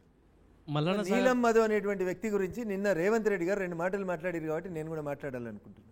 పక్కన నిలబెట్టుకొని ఇట్లా చేతి పట్టి ఒక బీసీ బిడ్డ, ఒక ముదిరాజు బిడ్డ, ఈయనను గెలిపి రేవంత్ రెడ్డి అడిగిండు నిన్న. నేను అడుగుతున్న అదే రేవంత్ రెడ్డి గారిని మీ ద్వారా, ఇదే బీసీ బిడ్డ అని నువ్వు నిన్న చేతులు ఎత్తిన బిడ్డ కాంగ్రెస్ పార్టీ పటాన్చెరు అసెంబ్లీ నుంచి కాటా శ్రీనివాస్ గౌడ్ అనే ఇంకో బీసీ బిడ్డకు బీఫామ్ ఇస్తే ఆయనను ఓడగొట్టి కాంగ్రెస్కి వ్యతిరేకంగా పోటీ చేసి ఇంకా నిన్న నువ్వు తిట్టినావు కదా ఏదో గడీలకి వెళ్ళొత్తురు దొరలు పటేళ్ళని ఓ పటేల్ని గెలిపించేందుకు ఉపయోగపడ్డాడు కదా రేవంత్ రెడ్డి. మరి ఆడ ఓడిపోయిన కాటా శ్రీనివాస్ గౌడ్ బీసీ బిడ్డ కాదా? ఏదో ముదిరాజు బిడ్డ అని చెప్పినావు కదా. ఒక ముదిరాజు ఎమ్మెల్యే ఉన్నాడు కదా నీ 119 మంది ఎమ్మెల్యేల్లో. ఎందుకు వెళ్ళాయనకు మంత్రి పదవి? ఇవాళ ఎందుకు యాదికి వస్తుంది నీ కులం? ఇవాళ ఎందుకు యాదికి వస్తుంది? ఇంకా దిగజారి మాట్లాడారు ముఖ్యమంత్రి గారు వారి కుర్చీకి. ఎగ్జాక్ట్లీ ఆ బైట్ మీకు ఒకసారి ప్లే చేసి చూపించే ప్రయత్నం చేస్తాను. ఎందుకంటే మీ 1000 కోట్లకు సంబంధించి ఆయన ఒక క్వశ్చన్ రైజ్ చేశారు నిన్న. ఒకసారి ఆ బైట్ చూద్దాం, తర్వాత ఇంకా డీటెయిల్గా మాట్లాడుకుందాం. Byte please. మెదక్కు బీజేపీ నుంచి నిలబడుతున్నా రఘునందన్ రావుతున్నా దుబ్బాకలో నువ్వు చెప్పినావు కదా ఎమ్మెల్యేగా గెలిపిస్తే నరేంద్ర మోడీతో కొట్లాడి 1000 కోట్ల రూపాయలు తీసుకొచ్చి దుబ్బాకను అభివృద్ధి చేస్తాను కదా. మేమందరం దుబ్బాకకు బస్సులు వేసుకొని వస్తాం. నువ్వు తెచ్చిన నిధులేందో నరేంద్ర మోడీ ఇచ్చిన పరిశ్రమలేందో దుబ్బాకలో నాకు చూపించమని నేను అడుగుతున్నా. రఘునందన్ గారు మీరు బస్సు వేస్తున్నారా వాళ్ళకి, లేకపోతే వాళ్ళ బస్సుని సిద్ధం చేయమంటున్నారా? నేను ఎందుకని పుస్తకం రెడీ చేసిన సార్. రేపు స్టేట్ ఆఫీస్లో ప్రెస్ మీట్ పెడతా. నేను ఆయన దగ్గర బస్ కిరాయి లేకపోతే నేనే బస్ వేస్తా. 2004 నుంచి 2014 దాకా మన్మోహన్ సింగ్ UPA 1 UPA 2లో మా మెదక్ జిల్లాకి ఏం చేసిండు? 2014 నుంచి 2024 దాకా నరేంద్ర మోడీ గారు NDA ప్రధానమంత్రిగా భారతీయ జనతా పార్టీ నాయకుడిగా మా మెదక్ జిల్లాకి ఏం చేసిండో 1000 పేజీలు ఉంది సార్ పుస్తకం. రేపు మిమ్మల్ని అందరినీ పిలిచి మీడియాకి అందరికి పిలిచి ఆ పుస్తకాన్ని గౌరవనీయులైన రేవంత్ రెడ్డి గారికి రిజిస్టర్ పోస్టులో పంపి చదివి ఎప్పుడొస్తాడో బస్ వేసుకొని అడుగుతా సార్. ఆయనకు ధైర్యం ఉంటే రమ్మని చెప్పు. రఘునందన్ రావు గారు, మీరు రాజకీయ గురువుగా చెప్పుకునే కేసీఆర్ మొన్న మాట్లాడుతూ మళ్ళీ ఎన్నికలకు సంబంధించినటువంటి పర్యటన షెడ్యూల్ కూడా విడుదల చేశారు. ఉద్యమ సమయంలో ఏ కేసీఆర్ను చూశారో మళ్ళీ అటువంటి కేసీఆర్ను చూస్తారని చెప్పి కూడా వాగ్దాటిగా మాట్లాడారు. ఎట్లా చూస్తారు అసలు కేసీఆర్ వ్యాఖ్యల్ని? సో 16 ఏళ్ల సచిన్కి 36 ఏళ్ల సచిన్కి మధ్యలో ఉన్న తేడాని మీరు అర్థం చేసుకోవాలి. 16 ఏళ్ళకి వచ్చిన సచిన్ బ్యాటింగ్ ఎట్లుంటుందో 36 ఏళ్ళకి వచ్చిన సచిన్ బ్యాటింగ్ కూడా అట్లే ఉంటుందా శ్రీధర్ అన్న? ఉండదు కదనే. తెలంగాణ ఉద్యమం వచ్చినప్పుడు జై తెలంగాణ అన్న వాళ్ళందరినీ నువ్వు బయటికి వెళ్ళగొట్టినావు. ఇలా నీ పక్కన ఎవరున్నారన్నా? కడియములు, తుమ్మలలు, తలసానిలు, దానములు, ఇలా ఏడుండన్న వాళ్ళు. నేను 2013లో చెప్పిన సార్ ఈ పిరాయింపుదారులు అందరూ వద్దు సార్, ఈ పిరాయింపుదారులే రేపు పిరంగులై పేలుతారు, నేను బొంద పెడతారు సార్ అని చెప్పిన. సార్కి సమజ్ కాలే. అప్పుడు నేను జై తెలంగాణ అన్నోడిని, వీళ్ళందరూ నై తెలంగాణ అన్నోళ్ళు. వాళ్ళందరినీ తెచ్చి పక్కన పెట్టుకున్నాడు. ఇలా ఒక్కొక్క పిరంగి పేలుతుంది. ఒకటి నిజామాబాద్లో పేలుతుంది, ఒకటి వరంగల్లో పేలుతుంది, ఒకటి సికింద్రాబాద్లో పేలుతుంది. పేలుతున్నాయి పిరంగులు. కాబట్టి చంద్రశేఖరరావు గారు 2001లో జై తెలంగాణ అన్నప్పుడు ఆయన ఏజ్ ఎంత, ఆయన వయసు ఎంత, ఆయన బ్యాటింగ్ చేసే కెపాసిటీ ఎంత అనేది చూడరు. ఇలా 2024కి వచ్చిండు సారు. జారి పడితే నా తుంటి మొక్క 2 సార్లు ఇరిగిపోయింది. ఈడికి ఒకసారి ఢిల్లీలో ఇరిగిపోయింది కేంద్ర మంత్రిగా, ఒకసారి ముఖ్యమంత్రి పదవి వంగనే ఇరిగిపోయింది. సో ఇలా ఆయన బాడీ ఏంది, ఆయన స్టామినా ఏంది, ఆయన మాట్లాడే తత్వం ఏందని ఒకసారి ఆలోచించురు దయచేసి. నేను వారి మీద వ్యక్తిగతంగా ఏం చెప్తలేను, ఒకసారి చూడండి పరిస్థితి. అందుకనే ఇక్కడ ఉన్న యాంకర్ పేరు కూడా సచిన్ కాబట్టి సచిన్ 16 ఏళ్ళకి బ్యాట్ పట్టుకొని భారతదేశం తరఫున ఆడితే ఎట్లా ఆడిండు, 36 ఏళ్ళు వచ్చినాక సచిన్ ఏడున్నాడనే చూడు. రిటైర్మెంట్కి ఒక వయసు వస్తుంది కదనే. ధోని ధనాధన్ కొట్టిన ధోని కూడా ఏదో ఒక రోజు రిటైర్డ్ అయినా కాలేదా? So KCR is the retirement ఏజ్కి వచ్చిండు, అయిపోయింది పాపం. హరీష్ రావుకు మీకు ఉన్నటువంటి వైరం ఏంది? హరీష్ రావు పేరెత్తగానే చిర్రెత్తిపోయి ఈ మధ్య సభలలో రా అని తగ్గకుండా మాట్లాడతారు. ఏంటి అసలు మీ ఇద్దరి మధ్యలో ఉన్న పంచాయతీ ఒకసారి చెప్తారా? మా ఇద్దరి మధ్యలో ఏం పంచాయతీ లేదన్న. ఆయనది కరీంనగర్ జిల్లా, నాది మెదక్ జిల్లా. అసెంబ్లీలలో ఆయన సిద్దిపేట, నాది దుబ్బాక. ఆ పంచాయతీ తప్ప రఘునందన్ రావుకి వ్యక్తిగతంగా హరీష్ రావుతో ఏం పంచాయతీ లేదు. ఆయన తేనె పూసిన కత్తి, నవ్వుకుంటే గొంతు పిసుకుతాడు ఆయన. నాకు అట్లాంటిది రాదన్న, ఏదైనా ఉన్నదిన్నట్టు మాట్లాడతా. నేనేమంటా అంటే మోసం చేయొద్దు అని చెప్తా, నమ్మిన వాళ్ళని నాశనం చేయొద్దు అని చెప్తా. అంటే మిమ్మల్ని మోసం చేశాడా? 100% ఏ విధంగా? ఎమ్మెల్సీ ఎన్నికలలో కేసీఆర్ నాకు బీఫామ్ ఇస్తే ఓడగొట్టేందుకు పూర్తి ప్రయత్నం చేసిండు హరీష్ రావు. 3 ఓట్లతో నేను ఎమ్మెల్సీ ఓడిపోయినప్పుడు స్థానిక సంస్థల ఎమ్మెల్సీలో 2009లోనే అంత దుర్మార్గమైన ఆలోచన చేసిండు. సొంత బామ్మర్ది కేటీఆర్ అనేటోడు వచ్చి 2009లో సిరిసిల్లలో పోటీ చేస్తే కేకే మహేందర్ రెడ్డికి పైసలు ఇచ్చి ఇండిపెండెంట్గా పోటీ చేయించిండు. ఇంతకంటే దుర్మార్గం ఏముంటుందన్న? నేను ఒక్కనే మంచిగా ఉండాలని కోరుకుంటే తప్పు అంటున్నా. నేను ఉండాలి, నాతో పాటు ఉన్న వాళ్ళందరూ బతికి పట్టగట్టాలని కోరుకోవాలి, కానీ నేను ఒక్కరిని బాగుండాలి మిగతా వాళ్ళందరూ సావాలని కోరుకోవడం నా నేచర్ కాదు. అంటే ఎందుకు మిమ్మల్ని చూసి థ్రెట్గా ఫీల్ అవుతున్నారా హరీష్ రావు? నన్ను చూసి థ్రెట్ అవుట్ కాదు సార్, మీకు మంచి మాట చెప్పాలి. 2009లో జరిగిన ఇంకో మంచి మాట చెప్పాలి మీకు. మైనంపల్లి హనుమంతరావు గారు అప్పుడు తెలుగుదేశం తోటి మహాకూటమి పొత్తు, TRS party, Telugu Desam, TRS, CPI, CPM 4 పార్టీలు కలిసి 2004లో కాంగ్రెస్ తోటి పోటీ చేస్తే 2009లో తెలుగుదేశం పార్టీతో కలిసి పోటీ చేస్తున్నారు. అంతకుముందు కేటీఆర్, కవిత భారతదేశంలో లేరు సార్. 2009 ఎన్నికల్లో మొట్టమొదటిసారి కేటీఆర్ గారు వచ్చి సిరిసిల్లలో పోటీ చేస్తున్నారు. 2009 మహాకూటమి అధికారంలోకి వస్తుందని, ఎట్లయితే రాజశేఖర రెడ్డి గారు 2004లో వచ్చిరో అట్లా మహాకూటమి అధికారంలోకి వస్తుందని అందరు నమ్మిండ్రు. ఆ టైంలో ఎలక్షన్ జరుగుతూ ఉన్నాయి. మెదక్ అసెంబ్లీ నుంచి మెదక్ జిల్లా తెలుగుదేశం పార్టీ అధ్యక్షుడుగా మైనంపల్లి హనుమంతరావు గారికి తెలుగుదేశం పార్టీ పొత్తులో సీట్ ఇచ్చింది. సో అక్కడ మైనంపల్లి గెలిచి వస్తే అతను ఒక వెల్మ సామాజిక వర్గం అవుతాడు. అదే సమయం లోపల సిరిసిల్లలో కేటీఆర్ గెలిచి వస్తే ఆయన వెల్మ సామాజిక వర్గం అవుతాడు. దానికి 10 రోజుల ముందు జరుగుతున్న అసెంబ్లీ ఎన్నికలలో రఘునందన్ మెదక్ నుంచి స్థానిక సంస్థల ఎమ్మెల్సీగా పోటీ చేస్తున్నాడు. ఈ ముగ్గురిట్లో ఎవరు గెలిచినా రేపు వీళ్ళ మహాకూటమి అధికారంలోకి వస్తే చంద్రబాబు నాయుడు ముఖ్యమంత్రి అయితే మళ్ళొచ్చే మంత్రి పదవిలో వీళ్ళు ఎక్కడన్నా అడ్డమవుతారేమో అని అందరినీ చంపాలని మెదక్లో మైనంపల్లి గారి మీద పద్మాదేవేందర్ రెడ్డి గారిని ఇండిపెండెంట్గా పోటీ చేపించి డబ్బులు ఇచ్చిండు. సిరిసిల్లలో కేటీఆర్ మీద కేకే మహేందర్ రెడ్డి గారిని పోటీ చేపించి డబ్బులు ఇచ్చిండు. రఘునందన్ రావు పక్కనే నిలబడి చెల్లె సారథ్యం చేసి 3 ఓట్లతో రఘునందన్ రావు ఓడిపోయేందుకు కారణమైండు. సరే, వాళ్ళకి అదృష్టం బాగుంది, కేటీఆర్ను మైనంపల్లి ఇద్దరు గెలిచి వచ్చిర్రు. రఘునందన్ రావు ఆ రోజు ఓడిపోయిండు. ఎందుకంటే రఘునందన్ రావు దగ్గర డబ్బులు లేవు.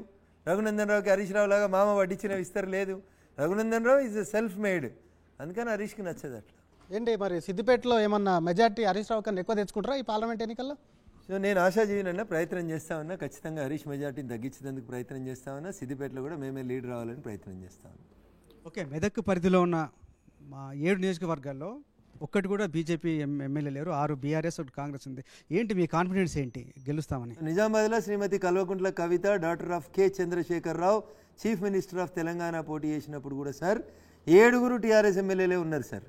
కానీ ప్రజలను వద్దనుకున్నారు సార్. ఆమె అహంకారము, ఆమె పైసలు, ఆమె యాక్టింగు ఇవన్నీ నచ్చలేదు సార్ జనానికి. కరీంనగర్లో బండి సంజయ్ గారు పోటీ చేసినప్పుడు అదే 2019 ఏప్రిల్లో ఆడ కూడా 7 ఎమ్మెల్యేలు కాంగ్రెస్ టీఆర్ఎస్ వాళ్ళే ఉన్నారు సార్. సికింద్రాబాద్లో కిషన్ రెడ్డి గారు పోటీ చేసినప్పుడు కూడా 7 ఎమ్మెల్యేలు టీఆర్ఎస్ వాళ్ళే ఉన్నారు సార్. ఆదిలాబాద్లో స్వయం బాబురావు దగ్గర కూడా అట్లే ఉంది సార్. మరి ఆడ గెలవలేదా సార్ బీజేపీ? ఈడెందుకు గెలవు సార్? ఈయన ఒకటి తక్కువ ఉంది, 6 ఉన్నారు కదా సార్. సో నేను ఆశావాదిని, గెలుస్తా అనేటువంటి విశ్వాసం ఉంది సార్ నాకు. బీజేపీలో యూనిటీ ఉందా అండి? యూనిటీ లేదే బీజేపీ 2కెళ్ళి 273కి ఒకసారి, 303కి ఒకసారి వస్తుంది. తెలంగాణలో ఉంది సార్, 100% ఉంది. కానీ ఎక్కడ సార్ రాజా సింగ్ అక్కడ మాధవీలతకు సపోర్ట్ చేస్తున్న పరిస్థితి దాదాపు లేదనే మాట కదా జరుగుతుంది, వినిపిస్తోంది అక్కడ. అట్లా లేదు సార్, రాజా సింగ్ గారు చేసిన ర్యాలీలోకే కదా వారు మొన్న పార్టిసిపేట్ అయింది.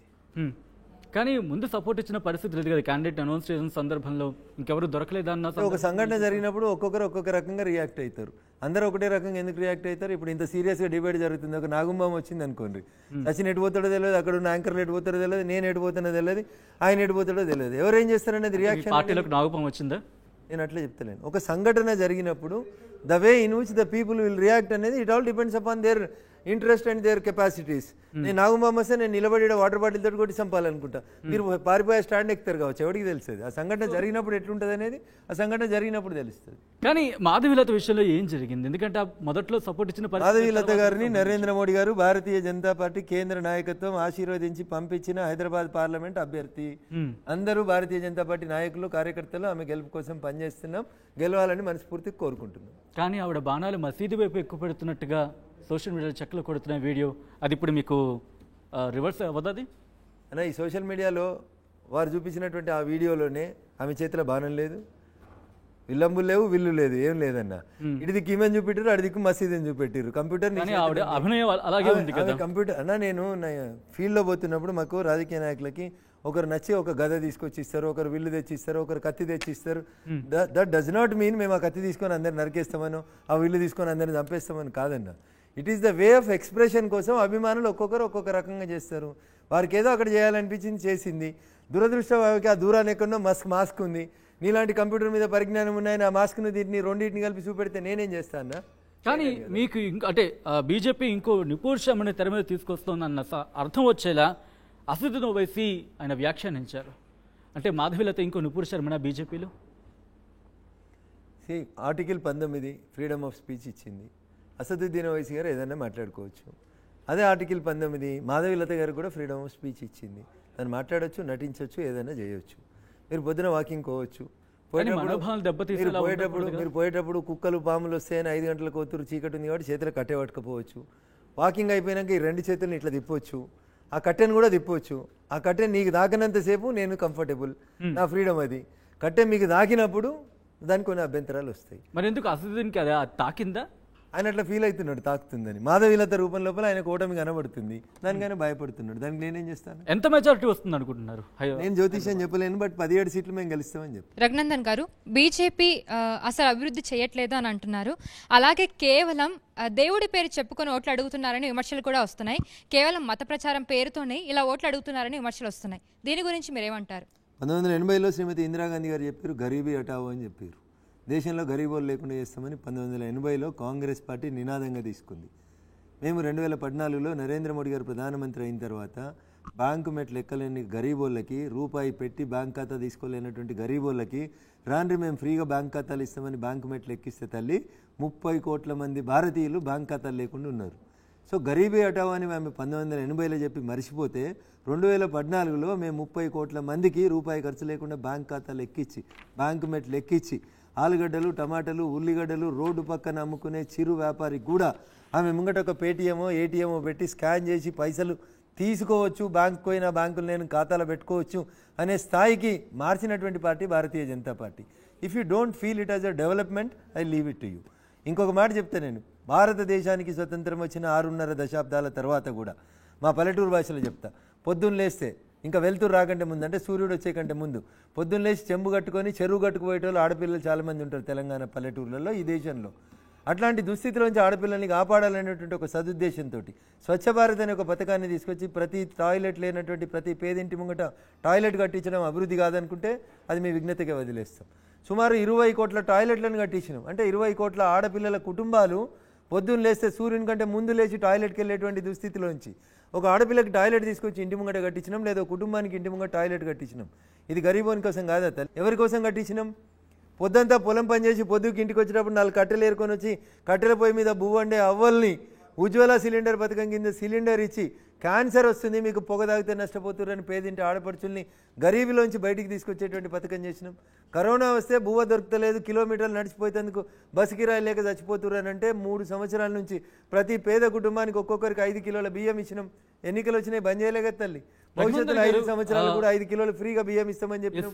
ఇదంతా గరీబోని కోసం కాదు. ఇన్ని అభివృద్ధులు జరుగుతున్నాయని మీరు చెప్పినా కూడా ఎందుకు మత ప్రచారం చేసే ఇలా ఓట్లు అడుగుతున్నారని ఎందుకు ఈ విమర్శలు వస్తున్నాయి? నేను మీకు ఇందాక ఒక మాట చెప్పిన కదా తల్లి, లైలాని చూడాలంటే ఎవరి కళ్ళతో చూడాలి? లైలా అందరికి అందం కనబడదు తల్లి. ఒక్కొక్కరి చూపులో ఒక్కొక్కరి కోణం ఉంటుంది. వాళ్ళు మమ్మల్ని విమర్శించేటోళ్ళు పగోని పంచాంగం చెప్పమంటే పగటిలు చచ్చిపోతావని చెప్తాడు.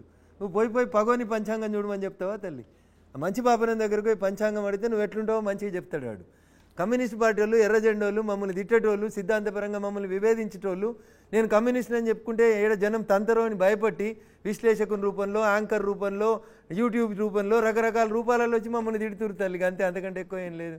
ఒకవేళ నిజంగా మేము తప్పు చేస్తే 273 సీట్లు జాలయ్య మోడీ గారు అని 303 సీట్లు ఎట్లా ఇస్తారు మాకు? రేపు 400 ఎట్లా ఇస్తారు మాకు? మీరు ఇంత అభివృద్ధి చేస్తున్నప్పుడు ఎందుకు ప్రభుత్వం రాలేకపోతుంది? బీజేపీ ప్రభుత్వం దేశమంతా మేమే ఉన్నాం కదా తల్లి, 18 రాష్ట్రాలు. అంటే దేశంలో ఉన్నారు కాబట్టి ఇట్లా రాష్ట్రంలో వస్తాం, తప్పకుండా వస్తాం. Rome is not built in one day. 28 రాష్ట్రాల్లో ఒకటే రోజు గెలవకపోవచ్చు, బట్ తెలంగాణ కూడా మాదే. 400 సీట్లు వస్తే రాజ్యాంగం మార్చనే యోచనలో బీజేపీ ఏమైనా ఉందా? ఇవే విమర్శలు ప్రతిపక్షాలు చేస్తున్నాయి. నేను అదే చెప్తా ఉన్నాను, ఆడలేక మధ్యలో ఓడినట్టు ఏం చెప్పి ఓట్లాడగలనో కాంగ్రెస్కు తెలియదు. ఎందుకంటే కాంగ్రెస్కు 40 రావని రఘునందన్ రావు చెప్తే కోపం కొద్ది చెప్పిండు అనుకోవచ్చు. మళ్ళీ ఇండి కూటమిలో ఉన్న దీదీ చెప్పింది వీళ్ళకి 40 రావని. నేను చెప్పలేదన్నో, మళ్ళీ నన్ను తిట్టినా అని అనుకున్నావు. కాంగ్రెస్ పార్టీకి 40 సీట్లు రాలేదని దీదీ చెప్పింది.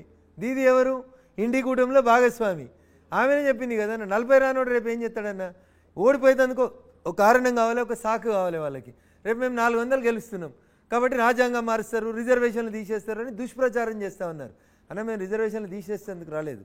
అగ్రవర్ణ పేదల కుటుంబాలకి, ఫార్వర్డ్ కాస్ట్లో పుట్టి పేదోళ్ళుండి గరీబోళ్ళుండి రిజర్వేషన్ లేక ఆర్థిక స్థితిగతులు బాగలేని పేదింటి అగ్రవర్ణాల ప్రజలకి 10% ఈడబ్ల్యూఎస్ రిజర్వేషన్లు ఇచ్చిన పార్టీ నరేంద్ర మోడీ గారి పార్టీ. రేపు దళితులకు రిజర్వేషన్లు తీసేస్తారు, రాజ్యాంగాన్ని మారుస్తారు. ఇవన్నీ తప్పుడు మాటలు ఎందుకన్నా? 10 ఏళ్ల నుంచి అధికారంలో ఉన్నాం, 303 సీట్లు ఉన్నాయి, 18 రాష్ట్రాల్లో అధికారంలో ఉన్నాం, రాజ్యసభలో అబ్సల్యూట్ మెజారిటీ వచ్చింది, ఆర్టికల్ 317 రద్దు చేయగలిగిన వాళ్ళం, జమ్మూ కాశ్మీర్ని దేశంలో భాగం చేయగలిగిన వాళ్ళం. ఇంత చేయగలిగిన వాళ్ళు ఎందుకు దక్షిణాదికి సంబంధించి ఎందుకు ఇటువైపు రాలేకపోతున్నారు అనే మాట వినిపిస్తుంది. అంటే దక్షిణాదికి సంబంధించిన నాయకత్వాలు సక్సెస్ కాలేకపోతున్నాయా, ప్రజలకి రీచ్ కాలేకపోతున్నాయా, లేకపోతే వాళ్ళ దగ్గర తీసుకెళ్ళలేకపోతున్నారా? నాయకత్వం ఫెయిల్ అవుతుందా, లేకపోతే ఎక్కడ?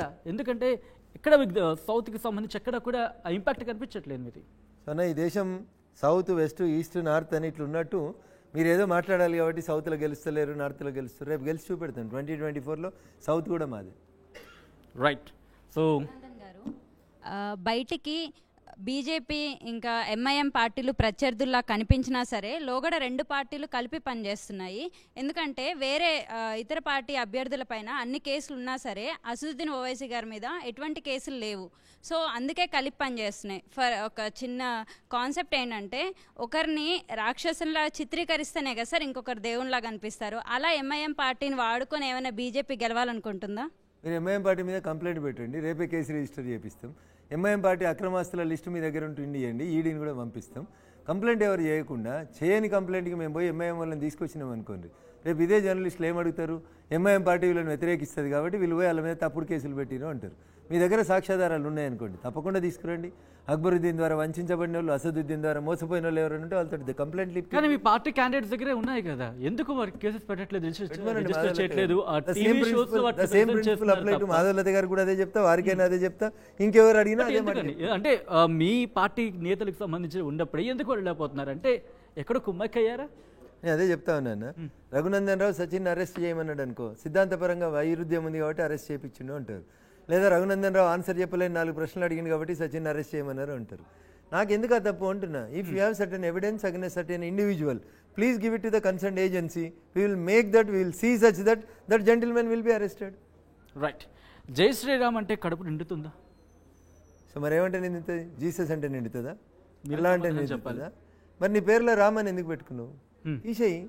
హైకోర్టుకు ఒక అఫిడవిట్, నా పేరులో రామ్ ఉంది, నాకు నచ్చట్లేదు రామ్ అనేటువంటి పేరు తీసేసేయి.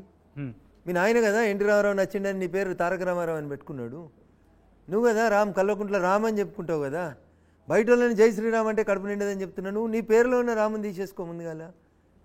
నిన్న పోయిండు, అట్లా అన్న తర్వాత గుడికి పోయిండు. నిన్న రీసౌండ్ మంచిగా వినిపించినట్టుంది, ఆ బయట ప్లే చేయరు జర. సార్ మీరు ఇందాక చెప్పారు కదా నిరూపించండి అని చెప్పేసి, మాధవలత గారే రోడ్ షోలో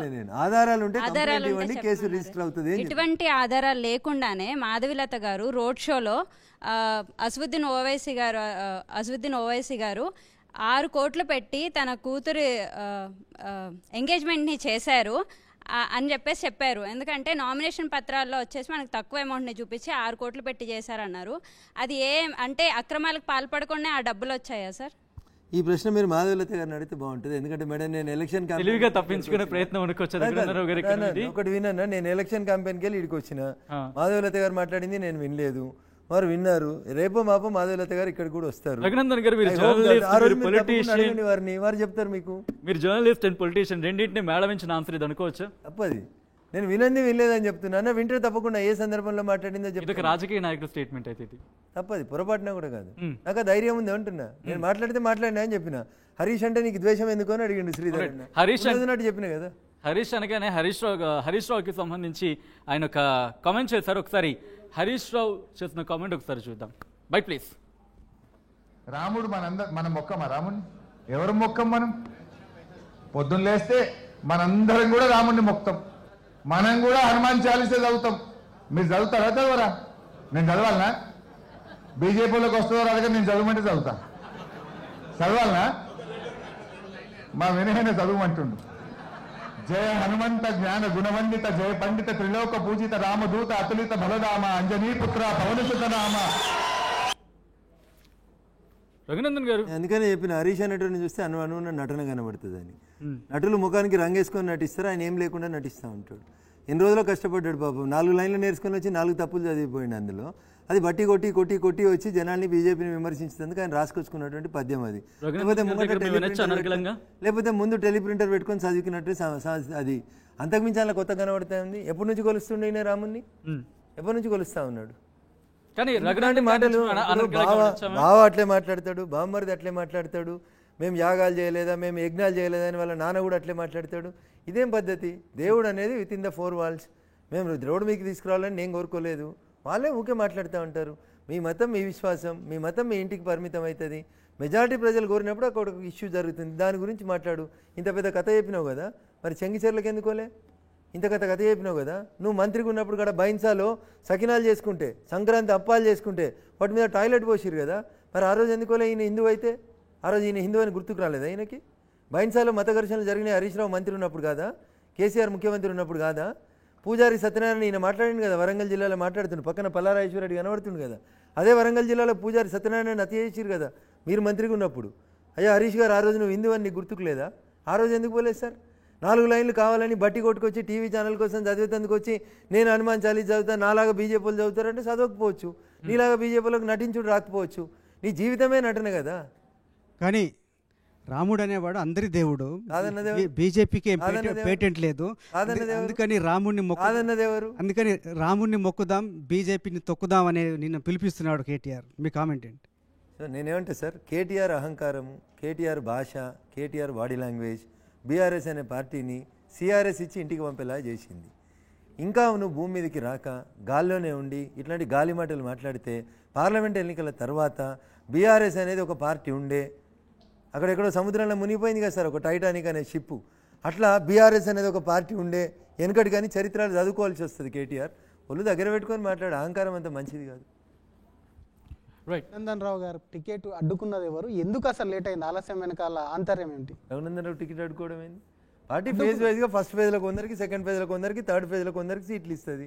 దాంట్లో భాగంగా వచ్చింది సీటు. మీ దగ్గర ఎవరు పోట్లే, ముందు నుంచి పోటీ చేస్తామని పార్టీకి చెప్పిండ్రు, క్లియరెన్స్ గా ఉంది. అట్లంటే డీకేఆర్ గారు పోటీ చేస్తామని చెప్పలేదా? జితేందర్ రెడ్డి గారు పోటీ చేస్తామని చెప్పలేదా? ఇంకొకరు అడగలేదా? చాలా మంది అడుగుతారు. ఎవరు అడ్డుకోలేదంటారు? ఎవరు అడ్డుకోలేదంటారు? టికెట్ అడ్డుకుంటే పార్టీ ఎట్లా ఇస్తుందన్న? పార్టీ ఎవరికి మెరుగైన క్యాండిడేట్ అనేది చూసుకొని సర్వేలు చేసుకొని ఇస్తుంది, అందరికీ ఇస్తుంది. ఇప్పుడు అట్లంటే ఆల్ ఇండియా జాతీయ ఉపాధ్యక్షురాలు శ్రీమతి డీకే అరుణ గారు, వారి సీట్ కూడా మా సెకండ్ లిస్ట్లోనే వచ్చింది కదన్న. అమిత్ షా గారి తర్వాత, నడ్డా గారి తర్వాత వారి పక్కనే ఉంటారు కదా అరుణ గారు కూడా. మరి సెకండ్ లిస్ట్లో ఇస్తే మేమంతా చెడ్డోళ్ళం, ఫస్ట్ లిస్ట్లో ఇస్తే మంచోళ్ళు అంటారా? అట్లా కాదు. It all depends upon the time and necessity for the party. కానీ ఎందుకు డిలే అయిందండి? డిలే అయిందే, నోటిఫికేషన్ వచ్చే కంటే ముందు ఎప్పుడో ఇస్తే లిస్టు, అందరికంటే ముందు లిస్టు మేము ఇస్తే డిలే అయింది. ఫస్ట్ లిస్ట్ లో గన్ షాట్ గా అనుకునే పేర్లు విన్న పరిస్థితి ఉంది కదా. అరే నువ్వే ఊహించుకుంటావు, నువ్వే కలగంటావు, నువ్వే ఏదో చేస్తావు, నీ కళ నెరవేరకపోతే నన్ను బాధితుని చేస్తే ఎట్లన్నా? నేను కలగలేదు, మీరు కలగన్నారు, మీరు చెప్పిండ్రు అంతే. భవిష్యత్తులో బీఆర్ఎస్ పార్టీ ఎలా ఉండబోతుంది అనుకుంటున్నారు మీరు? బీఆర్ఎస్ అయింది, బీఆర్ఎస్కి సిఆర్ఎస్ వచ్చింది, సిఆర్ఎస్ ఇచ్చినాక బీఆర్ఎస్ పార్టీ టైటానిక్ అనేటువంటి ఒక పడవ సముద్రంలో మునిగిపోయింది కదా, అట్లా మునిగిపోతుందని అనుకుంటున్నాను. కేసీఆర్తో మీకున్న సాన్నిహిత్యంతో రఘు ఒకసారి వచ్చేసి పార్టీలోకి వచ్చేసే అంటే మీరు వెళ్తారా? మళ్ళీ చాలాసార్లు ప్రయత్నాలు జరిగినాయి సార్, అది ఇప్పుడు కాదు సార్, ఎమ్మెల్యే ఉన్నప్పుడు జరిగినాయి, అంతకుముందు జరిగినాయి ఆ ప్రయత్నాలు. అది గడిచిన అధ్యాయం, ముగిసిన అధ్యాయం సార్. వాళ్ళే మునిగిపోతే నన్ను ఏం చేస్తారు సార్ వాళ్ళు? కానీ పార్లమెంట్ ఎన్నికల టైంలో కూడా మెదక్ నుంచి మీకు టికెట్ ఇస్తాం, పోటీ చేయండి అని చెప్పి బీఆర్ఎస్ నుంచి మీకు రిక్వెస్ట్ వచ్చిందనేది ప్రచారం, అది నిజమా? తప్పు సార్ అది. రైట్. రఘునందన్ గారు, ఫోన్ ట్యాపింగ్ కేసు మధ్యలో కొన్ని లీక్లు వచ్చినాయి, ఆగిపోయింది, సైలెంట్ అయిపోయింది. రఘునందన్ రావు ఫోన్ కూడా ట్యాప్ అయిందా? అయింది. రఘునందన్ రావు ఇయ్యాల చెప్పలేదు. 2020 నవంబర్లో ఎలక్షన్స్ అయిపోయినాక 2020 డిసెంబర్లో వచ్చి రాష్ట్ర డీజీపీ గారిని కలిసి రాతపూర్వకమైనటువంటి ఫిర్యాదు ఇచ్చి, సార్ నా ఫోన్లు పోలీసు వాళ్ళు వింటున్నారు సార్, ఇది అన్యాయం, వ్యక్తుల వ్యక్తిగత జీవితాల్లోకి వచ్చేటువంటి అధికారం మీకు లేదు సార్, మీరు తప్పు చేస్తూ ఉన్నారని చెప్పి రాతపూర్వకమైనటువంటి ఫిర్యాదుని 2020 డిసెంబర్లో ఇచ్చిన సార్. నేను 3 ఏళ్ల నుంచి అరవంగా ఇప్పుడు వచ్చింది సార్ టెలిఫోన్ ట్యాపింగ్ అనే కేసు. పోయి నా ఫోన్ కూడా విన్నామని చెప్పి ఆ దొరికిన డీసీపీ చెప్పింది కదా సార్. అంతకంటే ఎక్కువ సాక్ష్యం ఏం కావాలి? అయితే రేవంత్ రెడ్డి ప్రభుత్వం ఆ ఫోన్ ట్యాపింగ్ కేసు మీద సీరియస్గా ఉందా లేదా మీడియాకి లీక్లు వదిలేస్తున్నారు? మీ అభిప్రాయం ఏంటి? Election stunt. ఒకవేళ సీరియస్గా ఉన్నారనుకోండి సార్, నేను ఇంత మంచిగా ఎందుకు చెప్తున్నా అంటే, ఒకవేళ సీరియస్గా ఉన్నారనుకోండి, రాధాకిషన్ రావు అనేటువంటి డీసీపీ గారు పోలీసు వాళ్ళకి ఇచ్చినటువంటి వాంగ్మూలంలో రాజపుష్ప అనేటువంటి కంపెనీ దగ్గర నుంచి వెంకటరామరెడ్డి అనే నా క్లాస్మేట్ పిలిస్తే పోయినా, రాజపుష్పలో 4 అన్నదమ్ములు ఉంటారు, వాళ్ళు వెంకటరామరెడ్డి వాళ్ళు అందరు అన్నదమ్ములు. రాజపుష్ప తెల్లాపూర్లో ఉంది, తెల్లాపూర్లో వాళ్ళ ఇంటికి పోయినా ఆడ సాయి చరణ్ రెడ్డో దివ్యచరణ్ రావు ఎవరినో పరిచయం చేసిర్రు. అక్కడికి నేను ఒక ఎస్ఐని ఇచ్చిన, ఆయనకు గవర్నమెంట్ వెహికల్ ఇచ్చిన, దాంట్లో పైసలు తీసుకుపోయి ఇక్కడక్కడ గెలిచే కాడ ఈడాడ వంచి వచ్చినాం అని రాధాకిషన్ రావు అనే డీసీపీ కంప్లైంట్ ఇచ్చినాక, నిజంగా రేవంత్ రెడ్డో, హోంమంత్రియో, డీజీపీ రవి గుప్తా గారు సీరియస్ ఉంటే ఎందుకు వెంకటరామరెడ్డిని అరెస్ట్ చేస్తలేరు సార్? ఓ కులపోలని అరెస్ట్ చేసి ఏదో గొప్పతనం చేసినామని ఎందుకు చెప్తున్నారు సార్? తప్పు చేసిండు వెంకటరామరెడ్డి అని రాధాకిషన్ రావు అనే డీసీపీ చెప్పింది సార్, కానిస్టేబుల్ చెప్పలేదు. ఎందుకు తెస్తలేరు? ఎందుకు అరెస్ట్ చేస్తలేరు వెంకటరామరెడ్డిని? క్లియర్గా ఆయన రిమాండ్ రిపోర్ట్లో జడ్జి గారి ముందు పెట్టిన కాగితాలని మీకు కావాలంటే నేను ఇచ్చిపోతా సార్, తర్వాత చదువుండ్రి. రాధాకిషన్ రావు గారు రిమాండ్ రిపోర్ట్లో రాజపుష్ప కంపెనీ, తెల్లాపూరు, వెంకటరామరెడ్డి 4 అన్నదమ్ములు పైసలు ఇచ్చిర్రు, ఎలక్షన్లలో పైసలు వంచిర్రు, టీఆర్ఎస్ పార్టీని 3వ సారి గెలిపించేందుకు ఉపయోగించిండ్రు అని చెప్పిన తర్వాత పొంగిలేటి శ్రీనివాసరెడ్డికి సడ్డకుడు కాబట్టి వెంకటరామరెడ్డిని విడిచిపెడుతుర్రా, లేదా చట్టం ముందు అందరూ సమానులే కాబట్టి వెంకటరామరెడ్డిని లోపల వేయమంటారు అనేది రేవంత్ రెడ్డి చెప్పాలి ఎలక్షన్ల వరకు. ఇంకో మాట చెప్తా సార్ మీకు, రేవంత్ రెడ్డికి బీఆర్ఎస్ పార్టీకి, రేవంత్ రెడ్డికి కల్వకుంట్ల కుటుంబానికి ఏం సంబంధం లేకపోతే 2015లో అయిన ఓటుకు నోటు కేసు 2024 దాకా 2 అడుగులు ముందుకు ఎందుకోలేదని నేను స్ట్రైట్గా ఆరోపిస్తున్నా. అంటే కవిత దొరికింది సార్. కవిత దొరికిన కేసులో శరత్ చంద్రారెడ్డి అనేటువంటి ఒక ప్రముఖ పారిశ్రామికవేత్త పోలీసులకు చెప్పలేదు సార్. జడ్జి ముందుకు వచ్చి 164 స్టేట్మెంట్ కింద అప్రూవర్గా మారి స్టేట్మెంట్ ఇచ్చిండు. ఏమని? నీ ఫార్మా దందా తెలంగాణలో నడవాలంటే నాకు ఇగో ఇన్ని కోట్లు ఇవ్వని నన్ను నిలబెట్టి వసూలు చేసుకుంది సార్ కవిత అని చెప్పిండు. దాన్ని మా కోర్టు భాషలో ఎక్స్టార్షన్ అంటారు. అంటే బెదిరించి, తుపాకీ పెట్టి కత్తి పెట్టి బెదిరించి మెడ మీద నీ మెడలున్న గొలుసులని ఎత్తుకపోవడం అంటారు సార్. అట్లా ఎత్తుకపోయిందని, కవిత ఎత్తుకపోయిందని శరత్ చంద్రారెడ్డి అనే ఒక ప్రముఖ పారిశ్రామికవేత్త ఒక గౌరవ స్థానంలో ఉన్న జడ్జి గారి ముందు అప్రూవర్గా మారి స్టేట్మెంట్ ఇచ్చిండు. ఏం చేస్తున్నావు రేవంత్ రెడ్డి? శరత్ చంద్రారెడ్డిని పిలిచి కేసు ఎందుకు రిజిస్టర్ చేస్తలేవు? శరత్ చంద్రారెడ్డిని వెలుసుడు ఇష్టం లేదు నీ కులపోడు కాబట్టి సూమోటో కింద కేసు చేయొచ్చు కదా. తర్వాత శరత్ చంద్రారెడ్డిని తీసుకొచ్చి సాక్ష్యం పెట్టవచ్చు కదా. కవితను తీసుకొచ్చి తెలంగాణ పోలీసులు బొక్కలేయచ్చు కదా. ఎందుకు ఎత్తలేవన్నా? ఏ బంధం ఆపుతుందన్నా? ఆలోచించాలి తెలంగాణ సభ్య సమాజం ఈరోజు. ఫోన్ ట్యాపింగ్ వెనుక కొంచెం పెద్ద నేతల హస్తం ఉంది అని అన్నారు. ఆఫీసర్ల వరకు అయితే నోటీసులు ఇచ్చి వదిలేశారు, కొంతమంది అరెస్టులు జరిగినాయి. మీరు కూడా భావిస్తున్నారు? డైరెక్ట్ చెప్తున్నా, కేసీఆర్ కనుసన్నలనే ఫోన్ ట్యాపింగ్ జరిగిందని రఘునందన్ రావు అనుకుంటున్నారు? 100% చెప్పిన కదనే. డీజీపీ ఆఫీసులో కంప్లైంట్ ఇచ్చినాక బాజాబ్తా చెప్పిన. మొదటి ముద్దాయి కేసీఆర్, రెండో ముద్దాయి కేటీఆర్, మూడో ముద్దాయి హరీష్ రావు, నాలుగో ముద్దాయి వెంకటరామరెడ్డి. నీ కానూన్ తెలియకపోతే నేను కానూన్ చెప్తున్నా సార్ అని డీజీపీని కలిసి చెప్పిన. రాసి ఇచ్చిన దరఖాస్తు సెక్షన్లు చెప్పమంటే ఏ సెక్షన్ కింద కేసు పెట్టాలని కూడా చెప్తా. వాళ్ళకి ఇనే ఓపిక లేకపోతే ఎట్లా? అయితే రఘునందన్ రావు ఇందులో ఫిల్మ్ ఇండస్ట్రీ వాళ్ళ పేర్లు ఎందుకు వచ్చినాయి? ఫోన్ ట్యాపింగ్కి ఫిల్మ్ ఇండస్ట్రీకి లింక్ ఏంటి? అది రేవంత్ రెడ్డిని అడగాలి, లేకపోతే కేటీఆర్ని అడగాలి. మధ్యలో నన్ను ఎందుకు అడుగుతావన్నా? రైట్, చేసిన మధ్యలో నేనెందుకన్నా? ఆయన ఫోన్ చేసిండు, ఆమె ఫోన్ ఎత్తింది, మధ్యలో నేనెందుకు?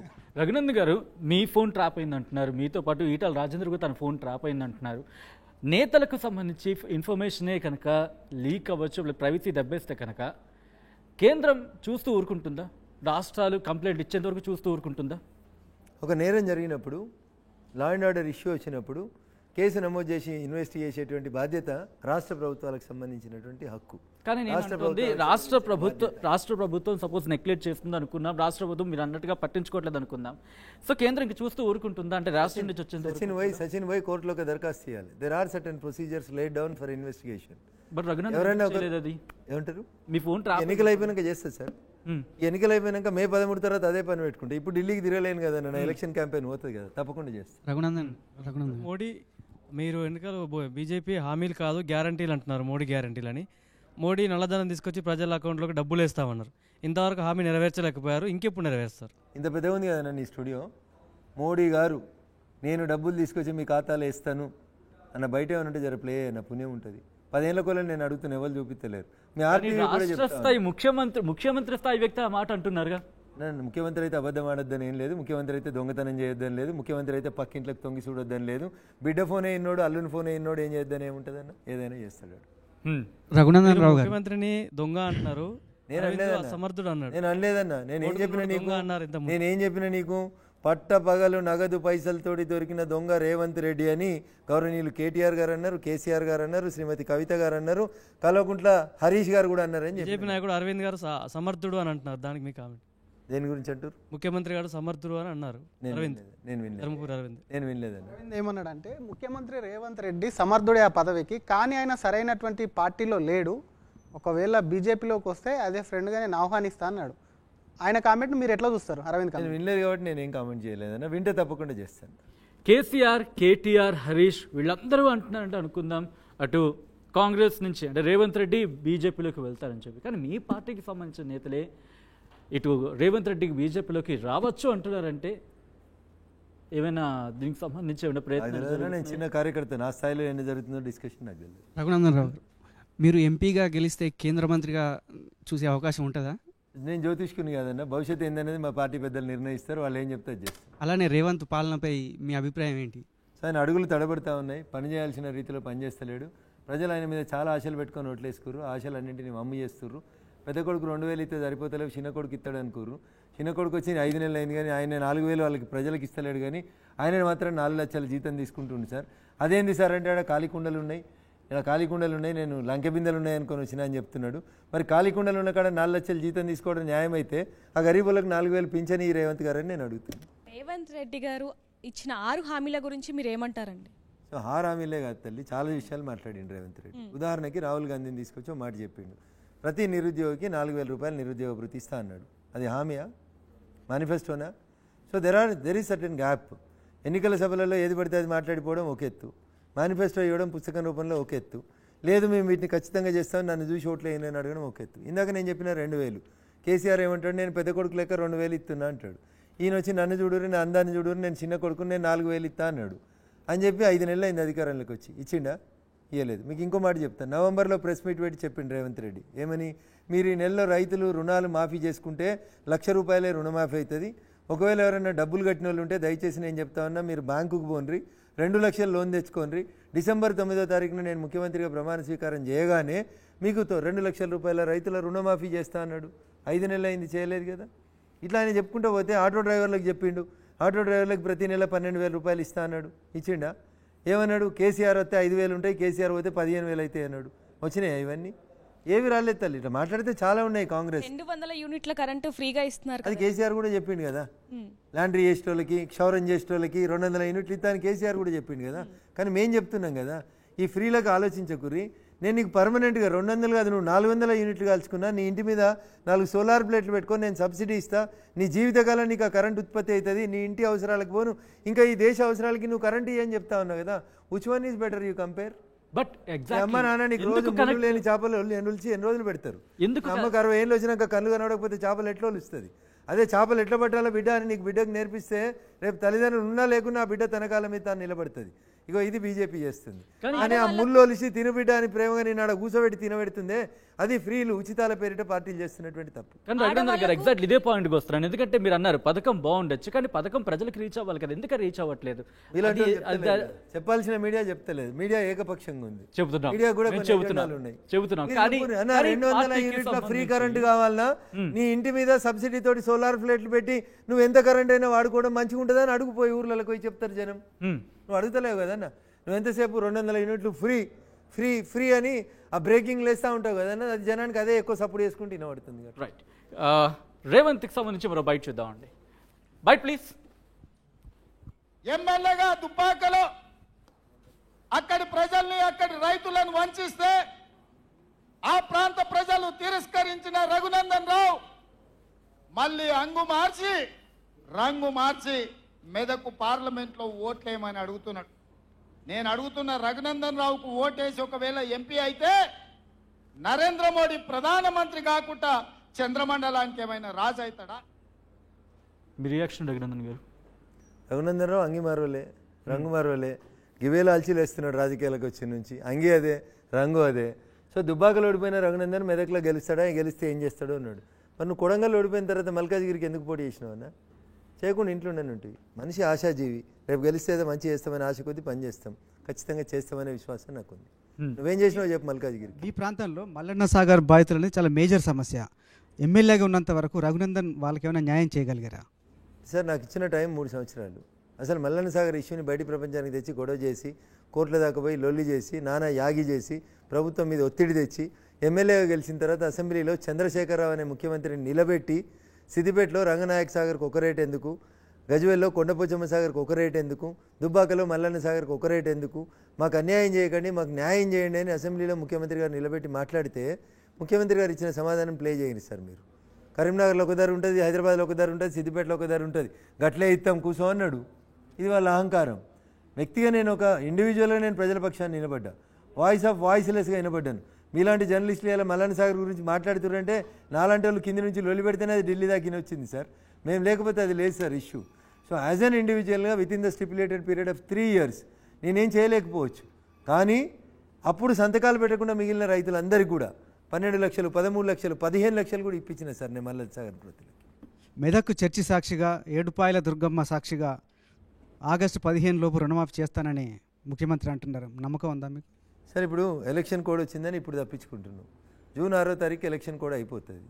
ఆగస్టు 15 ఎందుకు సార్? జూన్ 15కి ఇచ్చేసేయి. నువ్వు నిజంగా నిజాయితీ ఉంటే ఇప్పుడు ఎలక్షన్ కోడ్ ఉంది ఒప్పుకుంటాం. జూన్ 6వ తారీఖు ఎలక్షన్ కూడా అయిపోతుంది. జూన్ 7న అడిగిండ్రి. ఎందుకు జూన్ ఎందుకు పోవాలి, జూలై ఎందుకు పోవాలి, ఆగస్టు దాకా ఎందుకు పోవాలి సార్? మళ్ళీ నీకు నిజంగా చేయాలనే బుద్ధి ఉంటే ఇప్పుడు చేయన్నా, జూన్ 6 ఎలక్షన్ కూడా అయిపోయినాక చేయన్నా.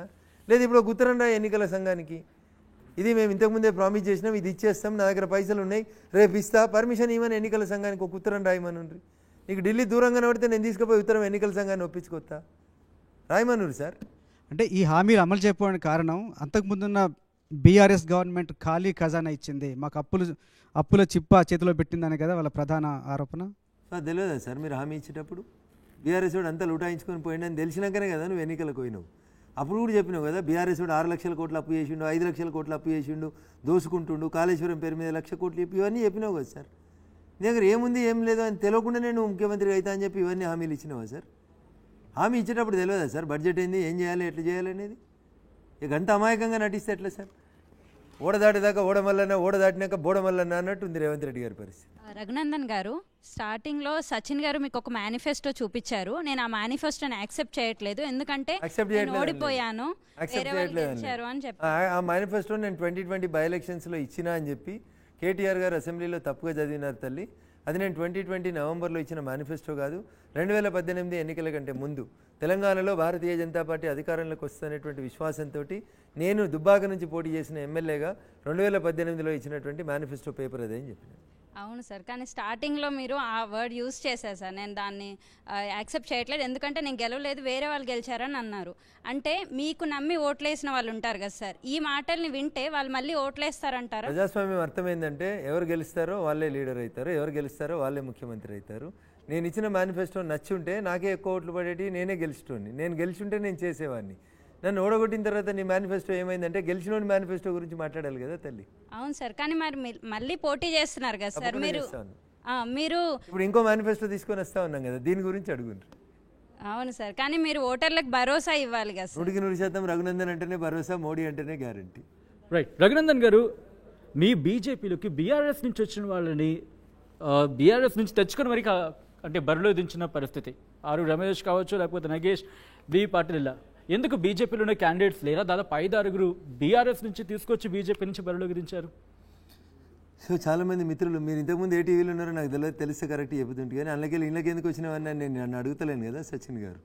సో రాజకీయాలలో కూడా అట్లే ఉంటుంది సార్. ప్రజాసేవ చేయాలనుకుంటున్నప్పుడు, నేనున్న పార్టీ సరిగా లేదని అనుకున్నప్పుడు కొంతమంది రాజకీయ నాయకులు ఇంకో పార్టీలకు గెలిచి ప్రజలకు సేవ చేయాలనుకుంటారు. అట్లా వచ్చినప్పుడు కొన్ని సందర్భాల లోపల అన్ని పార్టీలు కూడా ఆ రకమైనటువంటి ప్రొసీజర్ని అవలంబిస్తాయి సార్. అది తప్పని నేను అనుకోను. పార్టీలు మారొద్దని భారత రాజ్యాంగం చెప్పిందని కూడా నేను అనుకుంటలేను. పార్టీలు మారడం అనేది, ఏ పార్టీ అయితే అక్రమాలు చేస్తుంది, ప్రజలకు ఏం చేయలేదని మీరు ఏదైతే నిందలు వేశారో ఆ పార్టీ నుంచి వచ్చిన వాళ్ళే కదా.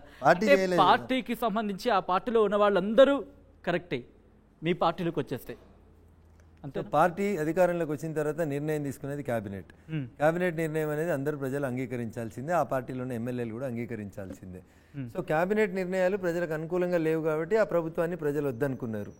వ్యక్తిగా రమేష్ గారి పాత్ర ఏముంటుంది అక్కడ? ఆయన క్యాబినెట్ మంత్రి కాదు, ఏం కాదు కదా, ఆయన ఒక ఎమ్మెల్యే ఆ పార్టీ నుంచి గెలిచి. నేను ఎగ్జాంపుల్ గా చెప్పాను, అదే నేను కూడా ఎగ్జాంపుల్ కిందకే తీసుకొని చెప్తా ఉన్నా మీకు.